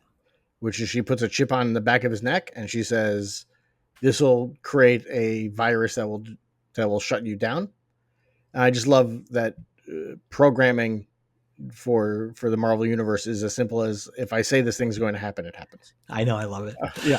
I love it, especially because we just saw her make the suit. So like, we don't even like, it just seems like such an interesting thing for her to include in this particular suit. That also, she didn't know that he was being controlled. Yeah, so no, she had no idea. Although I wonder if actually she was ready to shut down his whole system in general. Like just whether it's controlled, she wanted to shut his system down because he's a powerful cyborg. So she can take down just his mechanics. Yeah.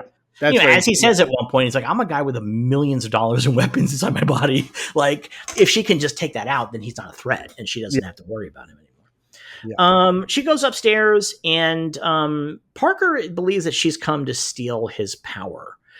He has like a real Gollum bit here, and he tries. Yeah, but like not to like, you know, he thinks that, I think that she wants to use it. She wants it for herself as well. That's the Gollum thing. Gollum can't understand that Frodo and Sam want to destroy the ring. Like they want it for themselves, obviously. So they have a fight, and he goes invisible, and then she fucking whips out. We have a pretty decent fight.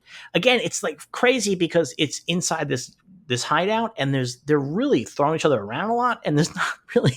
She causes a massive explosion and everything's fine. That's fake, though. No, but she blows him off, right? It's an explosion, and like not like her suit is faked, ruined, but like it's powerful enough that he goes flying and stuff. No, I think that the deal is where I think she shoots him off with repulsors.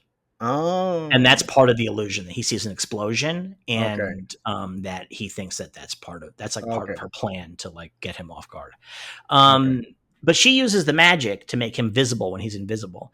And that's pretty good. I like that a lot. And Parker's like, holy shit. And as they're fighting, Parker starts turning into a demon. He turns into Morbius. He gets full Morbs. full morbs. And that's when they're fighting on these stairs, which, by the way, again, I really like the show, but I have to note that these stairs would collapse. Like, this is not even a chance that these stairs stand while they're fighting on them like this. There's just no way. The main thing that bothered me was when he uses the railing to hold her arm down. Like, he wraps the railing around her arm. I was like, we just watched her punch a truck that flips over in her old suit. This is her new crazy suit. But you know what? It does seem like this might be her plan. Yeah, I guess. Because she has the hologram ready to go. Yeah. So I think that maybe her plan was to get in there and use the magic to counteract his magic and then get him to a place where he is unable, because she knows that he has the guns that shoot magic bullets or whatever, to get him on a place where he is cocky and she can come up from behind him and knock him out. Like, I think that's honestly the deal. And that's what happens. So, but I think it's really well done here because she the suit blows up, it looks like. And then we see her, the dust is clearing and we see her, she's been blown out of the suit and she's like, oh my God. And, the Hood comes striding towards her and he's like, you're fucking done. Says, this sounds stupid, but like, I trusted you. And he's ready to kill her. She's like, please don't do it. Please let me live. Please, please, please. And then all of a sudden he shoots and then it gets stuck in the force field and she disappears and he realizes it's a fucking hologram and the suit comes up behind him and she beats him up and takes the Hood. Yep. And so now he is left. He's like screaming in pain. He's like, it hurts so bad not to have it. Yeah, which doesn't fit. We've seen him walking around without it. But he's now full demon, so maybe that's the deal. He has fully gone. Like, he has truly, so I think that maybe now that's the thing. And I wouldn't be surprised if that's part of Mephisto's deal is like, fuck but you. He says, you don't know what it's like without it. It hurts. If this is the first time he's without it and it's hurting, he wouldn't say you don't know what it's like. It should be, to me, we should have gotten an idea that when he's not wearing it, he's uncomfortable, he's in pain. And like, it gets worse every time he does stuff because he's getting more of the scars and whatnot. Yeah, that would have been strong. Yeah. Riri goes downstairs. Zeke is gone. Yep. And I don't know if that's what that's supposed to represent to us. And by the way, like, as she goes downstairs, I'm like, how did she not just fall through the floor during that fight? Like, it's crazy to me. And then when she sees Mephisto sitting at the booth, with pizza, and he says, like, oh, was that you causing that commotion? She goes, you heard it? And I'm like, well, of course he fucking heard it. A demon was fighting an Iron Man suit right above his head. I hear my neighbor when she moves her chair. I imagine they heard that from like 3 blocks away. Yeah. So funny. They're trying to like split the difference in terms of both budget and like causing like massive destruction. Like, I get it. Like, but it's really funny though how that works out. And so she sits down with him. He forces the suit to open up and she sits down with him. And then the suit disappears. Yeah, the suit disappears, yeah. And she's like, give me my suit back. And he goes, I will after we talk. Yeah. Which we had seen the Hood piece doing. It had been disappearing and reappearing. Which is what that's my thought, is because it's powered by the Hood piece, it can turn invisible, right? Would that be the idea? That might be the idea. And I think it's just never made clear to us. Because that was one thing, like when she does the whole hologram thing to Parker, and then she's standing behind him, I was like, where the fuck did you hide? And then when that happened, I was like, oh, the suit can turn invisible because it's powered by the thing. Okay. And she hid because it was bad dust in the room. So like there was like and that might have all been like hologram dust, but like he couldn't see through it. So she could just have been 2 feet from him. Because we see that it's really thick. Like he comes walking out of it, it's really thick dust. And I think that is hologram dust, but like it's very thick. So he tells her, she's like, so you're Dormammu. And that's when he says, Dormammu, that fucking clown. And ugly Pillock isn't fit to clean my glorious asshole. He says, no, I'm Mephisto. He does the most evil thing possible. What's that? In this sequence. He's eating pizza and he drinking coffee. Yeah, gross. Well, take it up with the Italians. But he tells her that he's Mephisto, and she's like, am I supposed to know what that means? And I actually kind of am half and half on that, because I think that it's a Marvel snark moment, but I think also it gives him a sense that he's like dealing with somebody maybe who's a little bit steelier than Parker. But I also think that she's smart enough to know that Mephisto is quite clearly short for Mephistopheles. And like, I just feel like she would probably know that. And then he's clearly evil. Well, I mean, she knows he's evil. Yeah. I think she has she thinks it's Dormammu. She thinks that she knows the magic is evil. So she knows she's talking to an evil guy, which is what is really important for her final decision here. Yeah. Because she knows that she's talking to an evil guy. And so they banter a little bit. Earlier, is this the scene or was it earlier with Parker where he says that? That's earlier. He says Shakespeare was a twat. That's a, yeah. I didn't like that joke either. I thought that was fine. Mephisto, what? That instantly reminded me of Spike on Buffy the Vampire Slayer. Is like if every vampire who said that he was at the crucifixion was there, would have been as crowded as Woodstock. Yeah, I mean that's like one of those things. Like, oh, I'm going to show you. Like, by the way, Shakespeare wasn't that good. He sold his soul to write the plays. Like, fucking stop it. I mean, I'm okay with that. That's fine. A tired gag, I think. Yeah, but like, I will say though that Shakespeare shit is like, he's the most revolutionary writer of the last 1,000 years. I mean, like, nobody comes. There's so much language that we use that he invented. Yes. Yeah. And his stories live, and they are the archetypes for all these other things that we do. Like, he is honestly the single most important writer. And it's almost supernatural. But it's almost supernatural from being a heck joke, is what I'm saying. It's kind of hack. I get it, but like, I kind of actually, I like that the devil gave him. It's okay. There's a lot of theories that he didn't even write his own plays. So yes, I've seen the fucking conspiracy documentaries and the terrible movie. That movie, not very good, huh? Horrible. Not very good. Yeah. So he asks Riri what she wants, and basically, she thinks about Natalie, and we also though have this thing where we're flashing back and forward, and we see Riri with her hair out and everything, working.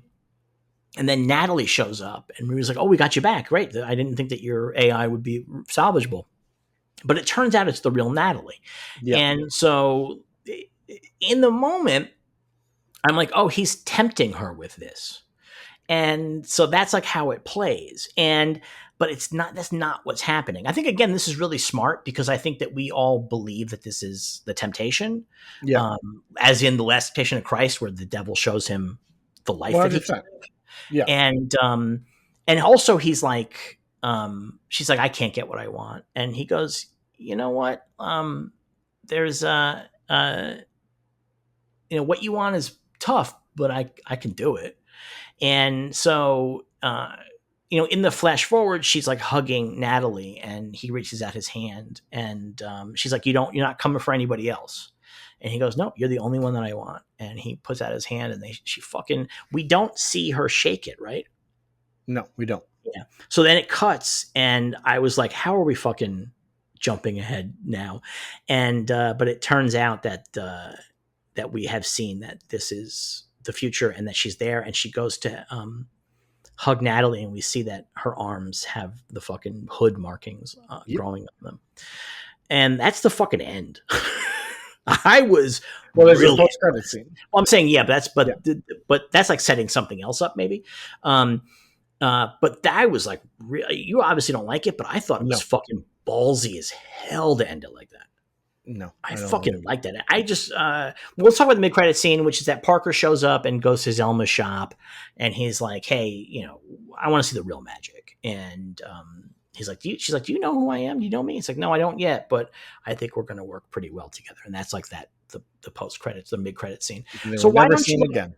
Why don't you see? I just think that I just don't 100% agree with that. Like, I have no faith that any of this is going to be followed up. I have no faith. They fucking brought what's his name back 10 years later from the Hulk. All right. I guess maybe in a decade they'll follow this up. I don't think any of this is going to be followed up on. I disagree because they're obviously developing supernatural shit. 100% it's happening. Like they've already started putting some of it out. They're developing a supernatural side of the Marvel universe, and this obviously can. But no, they definitely are. They're developing these things the same as they're developing the champions or new warriors or whatever you want to call that crew. They're Well, developing all these different things that they're not. that's supposed to shoot at the end of the year. We'll see. I mean, we'll see, obviously, but like that's the currently like they're contacting people and telling them like be ready for the back half of the year. We're going to shoot this. So I just 100. I mean, I know it's the thing is that I think that there is a real sense that the problem is that Marvel got really kneecapped by both COVID and the strike. And so stuff that they were setting up just has taken so fucking long to pay off because they just weren't in a position to do stuff, right? And so I think that's the problem with some of this stuff. I think that they wanted to get champions or new warriors or whatever they're going to call it earlier, or young Avengers earlier, but the fucking pandemic hit and then the fucking strike hit. And then, then all of a sudden their stuff didn't make that much money. And like, they're like, it's been like kind of crisis after crisis. And I think they've been trying to like shore up the bottom of the thing so that they can keep making stuff. You know what I mean? Like, I agree, but I mean, we'll see. I have no idea what the viewership for this is. It's gotten very good reviews. That's not surprising. But I feel like that from when this was made, right? This was made in 2022.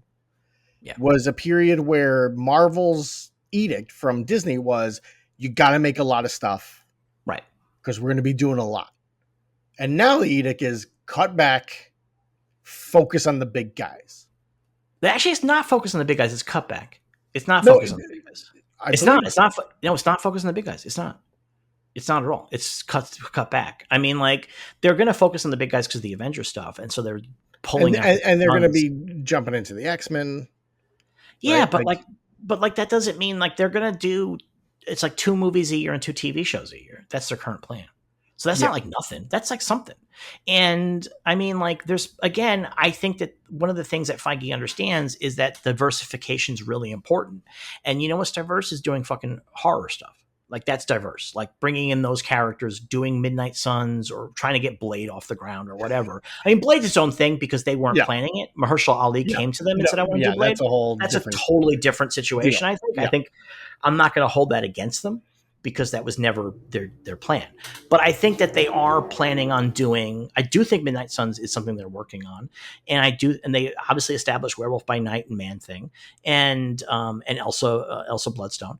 And I think that it's something they're going to follow up on. And I think that it makes a lot of sense. I think Strange Academy is a really reasonable thing for them to do. I mean, it's Harry Potter in the MCU. Like, that's great. Of course that's a good show. I think there's space for this story to come back and continue. They're going to definitely do something with Mephisto. There's just no way they don't.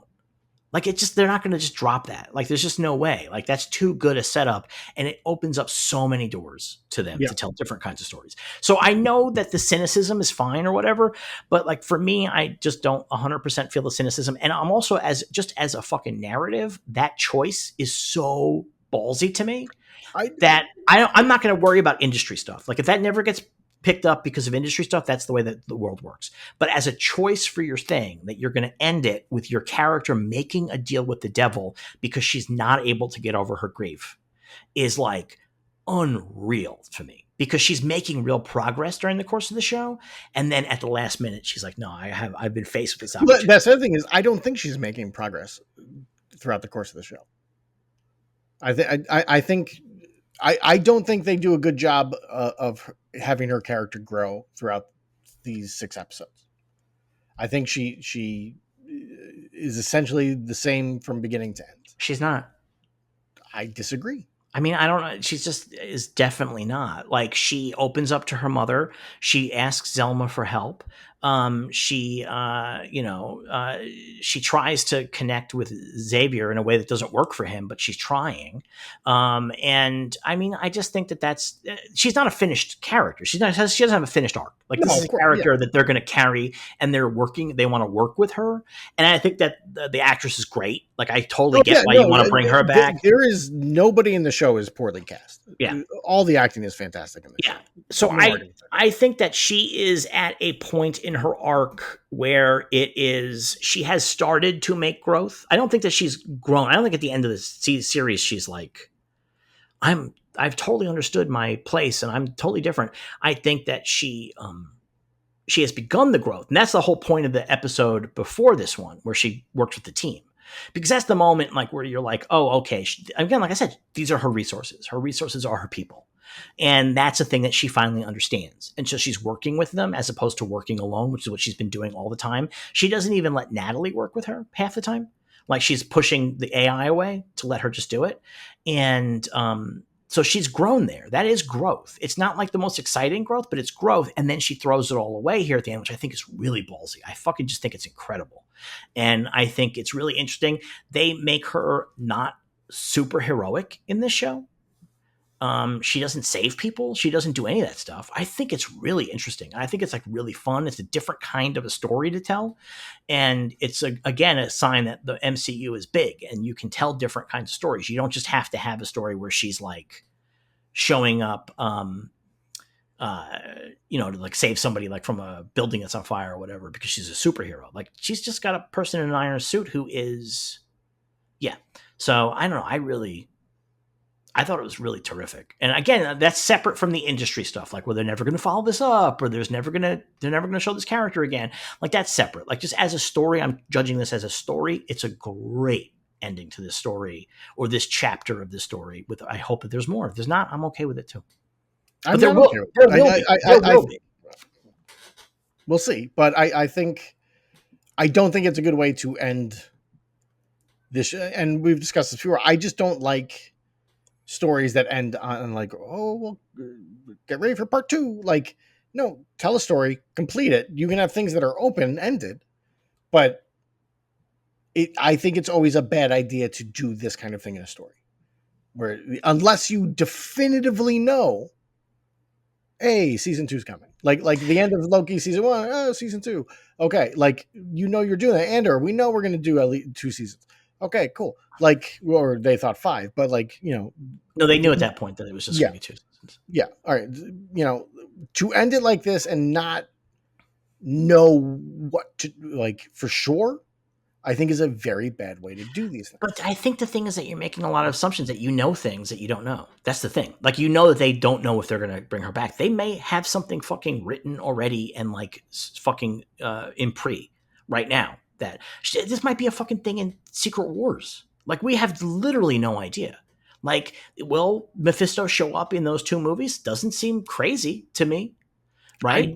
No, sure, but I mean, I don't think they're going to spend a lot of time on Riri Williams in Secret Wars.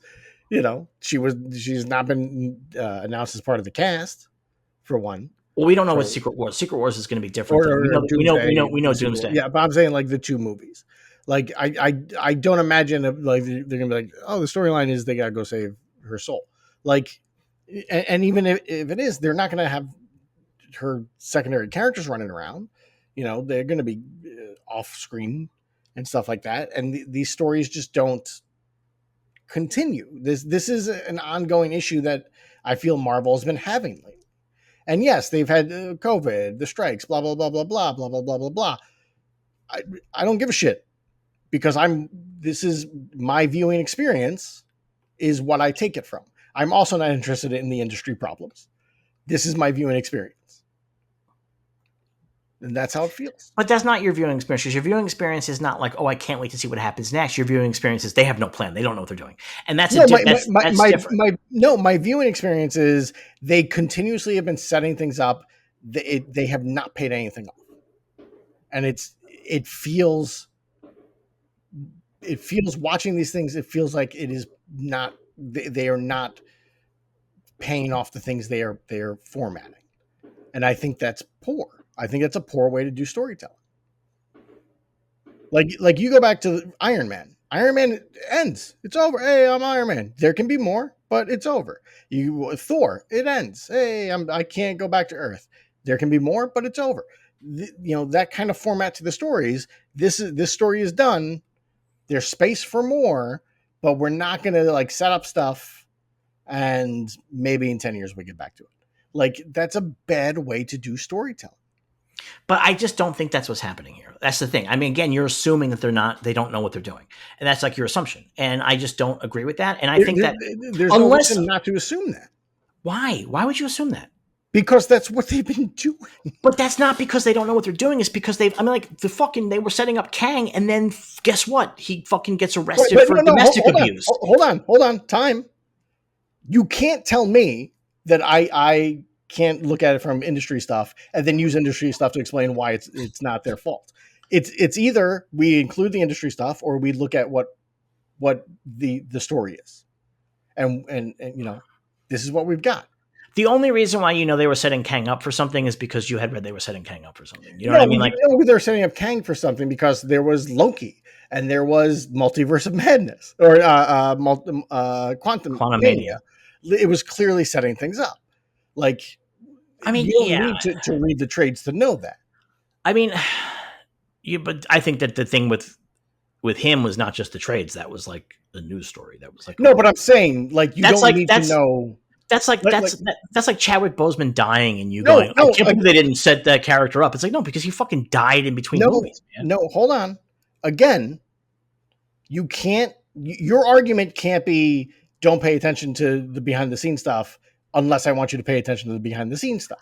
No, it's not. I think that you're misunderstanding when I say the industry stuff. Like, you're talking about like what the development roadmap is, what the corporation's telling them to do, what this is, what the ratings are. I'm saying, like, when Chadwick Boseman died, like, you didn't have to read the trades to know, and so you walked into that movie with the knowledge that Chadwick Boseman died. Like, that movie starts at that premise that this guy is dead. We killed Black Panther off screen because the guy who played him died, and everybody who sat down knew that. That was not a question. It was like, what the fuck? They killed this guy off screen? No, it's not very vastly different thing. It's not very. It's not very different from the guy that has been the new Marvel guy that getting arrested on domestic violence. No. But Kang has nothing to do with what we're discussing. But you're using Kang as an example of. No, I didn't. You brought up Kang. I didn't bring up Kang at all. Kang's a good example, though. Yes, he is. But I didn't bring him up. That's you. But what has the stories that we have? I don't mind that Kang. I feel Loki season 2. Kang is done. They did a very good job with that. Right. I have no problem with that. I'm talking about like the things with the Eternals. I'm talking about the I can't remember the other things that have come out. This now, the way that this ends, and like they're doing a thing that they had not done before, which is previously like there would be like a post-credit scene that would maybe be like, oh, this is coming, and then that never happens. That was a joke, right? Like, we all goofed on that. But now they are ending stories on things saying, what's going to happen, without knowing if it's going to be successful enough to find out what's going to happen. So or storytelling format. So I also think there's a problem with your thesis here, which is that Eternals came out 4 years ago. And in the modern era, many years between sequels is not crazy anymore. Like, Once Upon a Time, they came out every year and a half. That was like the way that it worked. They just churned them out. But that hasn't been the case for almost anything for a while. And movies like franchises just feel like they take forever in between installments. I don't think that's true. It's 100% true. It's like what franchise? There's a couple.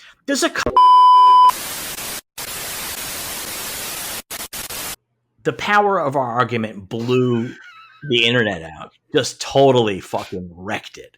So sorry about that thing. But I just don't feel like sequels come out with the regularity they used to. I think it just takes longer for these movies. I think they do. Movies definitely take longer. They definitely 100% do.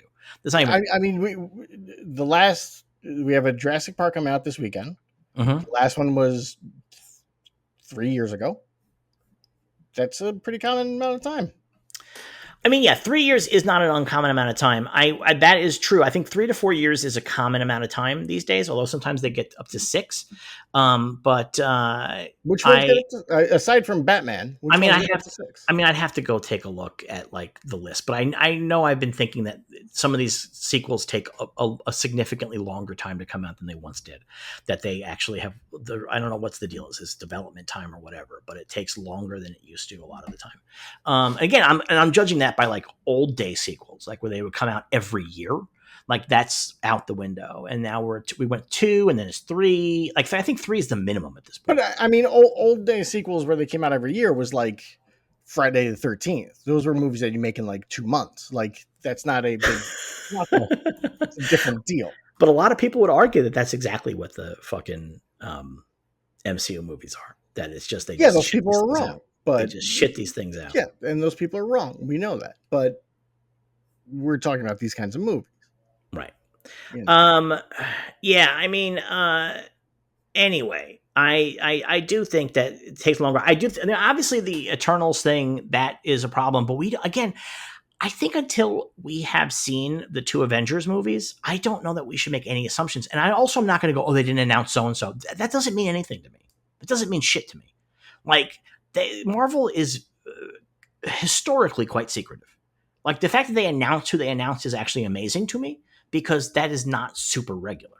So, like, they're historically quite secretive. And so, like, if Kumail Nanjiani shows up in Doomsday, I don't think it's going to be one of those things where it's like, wow, how did they sneak that by us? It's just like, that's just, it isn't like they have Brad Pitt showing up. So, I heard Tom Cruise is in Multiverse of Madness. Exactly. I mean, like, we don't even know if Tom Holland's in these fucking movies yet. So like, who knows what's happening? And so I think that we just don't know some of the behind the scenes stuff. I think they've always played their cards quite close to the chest. I will say with Doomsday and Secret Wars, if the reports are true, I think even they don't know who's in the movie. I mean, that's possible too. Those movies do seem they're still writing them. That first one does seem like an issue. But I mean, I'm not ready to give it up. I'm not ready to say, oh, they don't know what they're doing. I do think that all of the delays in paying things off. Two pieces is that maybe this is too industry and thus goes against my argument. But I also feel like the whole point of these past 2 phases has been all just set up. That's like the whole point of them. Like, and so I actually agree with you. And that's why one of the things that I find really upsetting is with Doomsday, Marvel is out there saying this is the beginning of the new thing. It's like, but they have to, because people haven't liked the last things. They have to say that. I know, but my concern is that they are essentially saying, okay, all that stuff, we're not going to worry about those characters. No, they brought Shang-Chi back, man. That's not the case. But Shang-Chi was a successful movie. Yeah, but like, I just don't believe that they're going to just leave all this shit. Anything that they can pick up on, I think they will pick up on. I think the Celestial stuff doesn't have to get carried up right now. You know what I mean? Like, I think, but they kept it alive because it showed up in fucking Captain America, right? Yeah. So they're not just saying this didn't happen. Like, it happened. And the Celestial stuff they might pick up later. Maybe the Celestial stuff will turn out to be somehow the thing for the next phase. You know what I mean? Like, maybe that's how they're going to take it. But I don't think, I don't think we're ever going to see fucking Star Fox, but like, I think that we might see the Celestial show up again. Those are too good not to use. You know what I mean? Like, they're just good. And they don't fully have the stink of Eternals on them. Like, you can just have giant space gods show up, and that's reasonable. But I just think that they have to say it's the new thing because people have not liked a lot of their recent stuff. So they have to be like, if you've jumped off, this is time to jump back on. Like, that's just marketing. That's just straight marketing. And they're bringing in a lot of characters from the previous recent phases. And they're not stocking it full of like people who are dead or whatever, Well, even though I guess put in all the X-Men. Well, they are. Yeah, I guess the argument is that they're not dead in. They may not be dead in the Deadpool universe. Like, it feels like they're not dead. And they have to be. Why? Right? Because the Deadpool universe is the same universe as Logan. Because that's the beginning of Deadpool and Wolverine, is him screwing around with Logan's bones and whatnot. But that's because he's going through time. That's why the TVA shows up. No, but I think the thing about time travel is that, like, I think as Loki is established, there's branches, and you can just jump into a different branch. I think is the deal. I think that doesn't matter. Deadpool's just being funny, so I think we're not going to But that's part of the story. Is because the Wolverine of his reality died, his reality is being pruned. And that's why he goes to find another Wolverine. So he's like, oh, if I just put a Wolverine. But there's no guarantee that Logan takes place in the same X-Men universe as the Fox films. That's true. There's no, for us as old time dorks, like, we recognize that you can have a thing that does appear to be. And also, not for nothing, it's not like the X-Men don't die every 3 weeks in the comics. Yeah, and also like nobody remembers that. They just remember they existed, and they, you know what I mean. Like so, like it's very possible that it's like sort of. I mean, and actually, you know what? If Deadpool's not even going to be in this movie, it might not even be Deadpool universe. Yeah, that's like, you know what I mean. Like you would think Deadpool would show up if they were going to be taking his X-Men in. Yeah. So who knows? I mean, it is. I mean, you think Deadpool would show up because his last movie made like $1.6 billion, and they'd be like, get Ryan in there. Yeah, I think there might be like a thing about the money. That might my take. I think Ryan Reynolds maybe wants to have control. Yeah. Which, I mean, yeah, that makes perfect sense. Like, you are a big fucking deal. But yeah, I'm not ready to think that they don't know what they're doing. I think that they've had a lot of challenges that they have had to overcome in terms of like making these things work. But I have not yet seen evidence to me that they are super interested in actually dumping shit. Like, it just, I think if the Celestial in the Ocean had not come back in Captain America, I think maybe, and also they referenced it in She-Hulk too, but I think maybe I would agree, but like, I think that they have these things in mind and they're still working with them and they want to figure out a way to make them work. They don't want to just go, okay, well, you know, Ironheart didn't do what we wanted it to do, so therefore that's just it. She's just a demon now at the end. I don't think that's where I don't think they're going to do that. Maybe they will. Maybe she'll show up and go something like, wow, you look like you've been through it. She goes, you don't even ask. I had to get my soul back. Maybe that's going to happen. You know, who knows? That's not out of the question. But I don't think so. So that's, I mean, even less than any of that. And we've discussed this before. I don't like shows where a season ends on a cliffhanger. Yeah. I just don't like it. I think it's a very bad storytelling format. I've never been a fan of it, and that's what they do here. I like it. I think it's as I've said, unless a show knows they're getting another season, you know, like. But I think they know they're going to bring Riri back, you know. But what I'm saying is, yeah, I'm sure Riri will come back. It's something where the longer it takes, the less interesting it is when it happens. And, you know, that's why, like, again, not for nothing, but TV shows used to be like, okay, the season ends in whatever, September, October, whenever seasons end. And the new season starts in like February. Like, that's not how it works at all.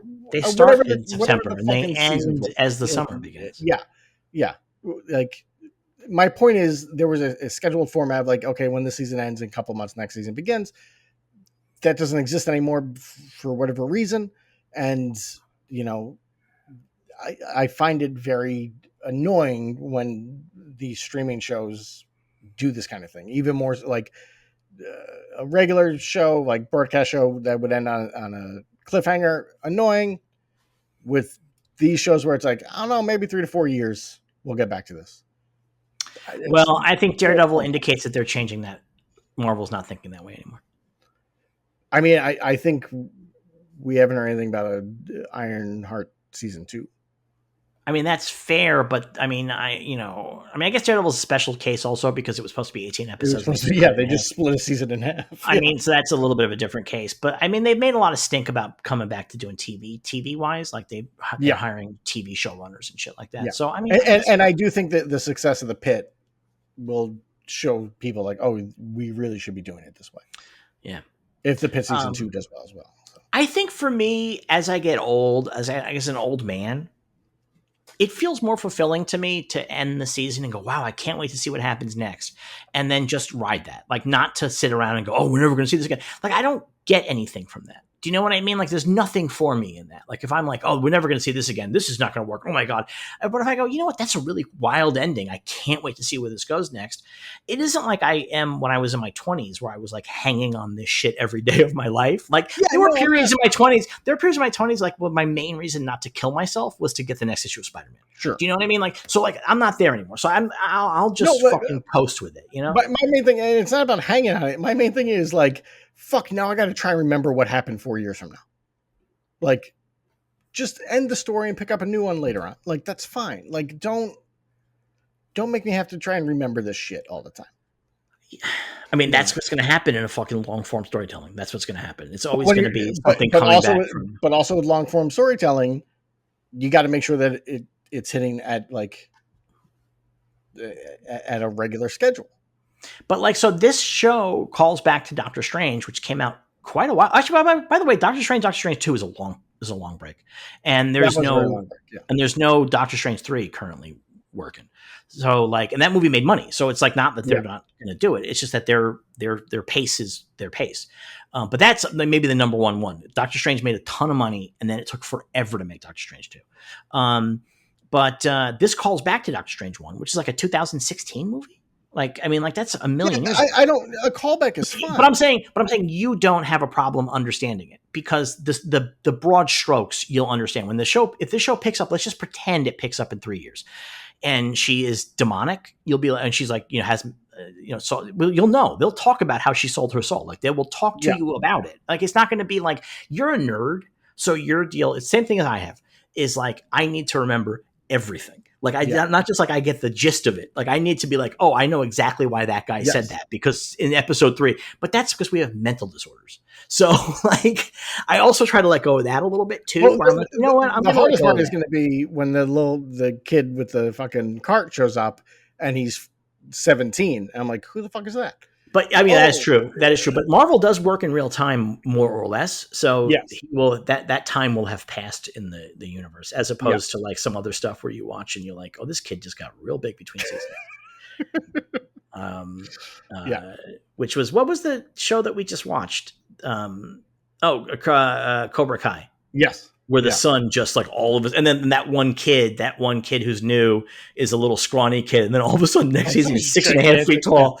It's been 2 weeks, and it's been 2 weeks.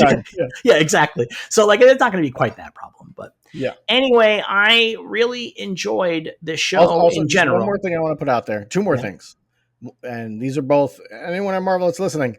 Don't be afraid to put your villains in costumes. They look real goofy in this. Like, come on, like. Fucking just get some costumes. And also, don't be afraid of sexuality. Let Riri kiss Xavier. You fucking set it up. You say in the show that she's never had her first kiss. That's crazy, by the way. Yeah. Just have them kiss. I think she's canonically 19. But I guess I don't mind so much because she was like 13 or 14 in like college. So thankfully she was in college for 4 years. We know she's in college for 4 years. So that means I think she was 15, I think, in Wakanda Forever. So that 4 years later would mean that she is now. No, 19. Now she's 19, but she was in college at like high school age. So I don't mind the idea that we live in a universe where college guys aren't going to be trying to hit on the 14-year-old girl. I mean, I guess that is the most science fiction thing about this show because the college guys dating high school seniors and juniors is well very established. Common. Very common. Yeah. So I don't mind that they want to like, let's not be all skeevy about that. That's fine. That's cool with me. But now she's 19. Xavier's clearly into her. She's clearly into Xavier. You mentioned that she's never had a first kiss. Just do it. Just have them kiss. Have them kiss when they're building a suit or something. Like, come on. Don't be afraid. Yeah, I do wonder if that would be hard because she's going to sell her soul in the next scene. You know what I mean? Like, I wonder if that's like... I mean, she's kind of like... She's on the verge of unlikable a lot in this show. There's definitely a problem in the show that she consistently is like... her thing is a lot of times her thing is like, well, there's nothing I can do. And then somebody else has to be like, whoa, what about this? And she's like, okay, I guess we can do that. That is a bit of a problem, but what are you going to do? But I mean, that's a character beat. That's a character thing. You know what I mean? That's like part of her deal because she's an island unto herself. So she only sees things through her lens. That's part of the whole point of her having to work with magic is that this is not in her wheelhouse and she only works in her wheelhouse. And so that's like part of the character beat. So I don't mind it. And, anyway, that is, did you enjoy the show generally on the whole though? Yeah. Up until literally the last bit, is where for me, I loved when they went into the candy shop and it turned into a magic place. I was like, this is great. I love the fight at White Castle. I think every single person in the show is a very good actor. Yeah. I think overall it's really well written.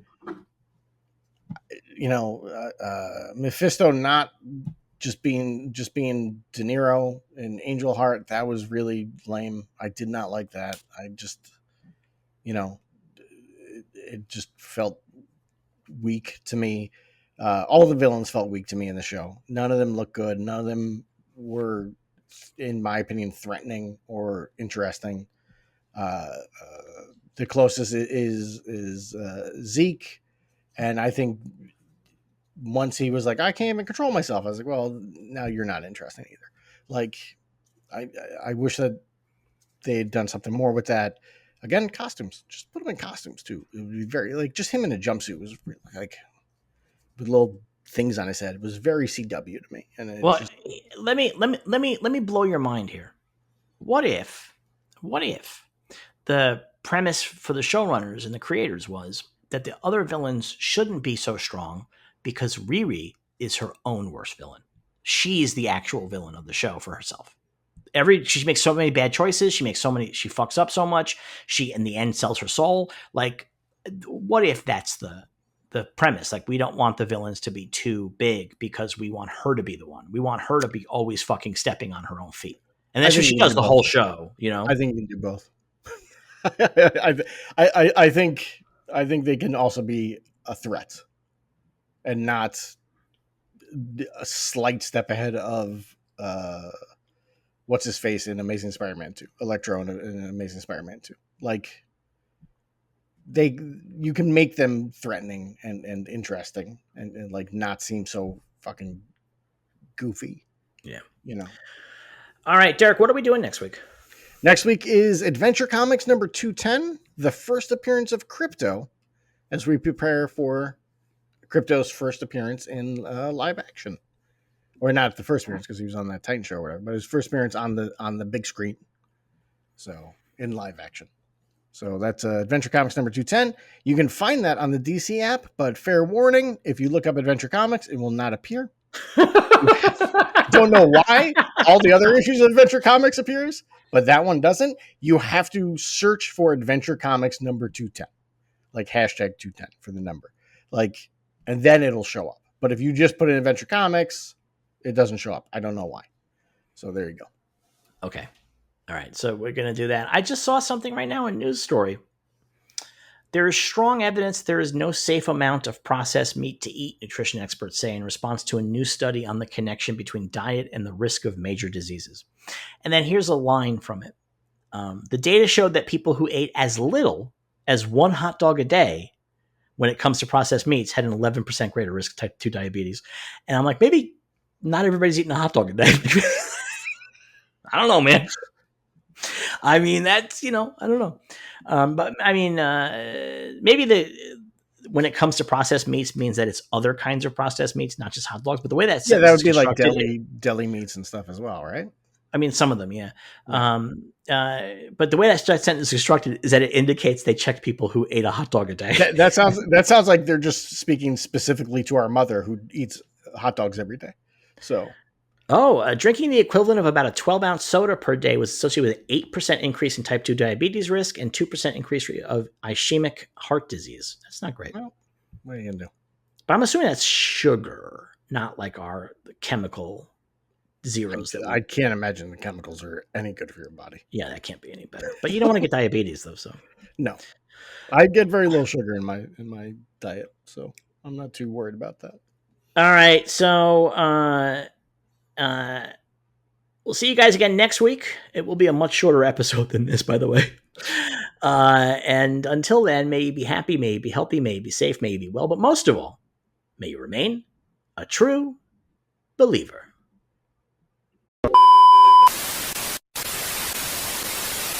Wait. Okay. Wait, before we go, do me a favor. If you join the Cinema Sangre Patreon, you get even more podcasts, and you're going to get access to our Discord to hang out and chat about all this stuff.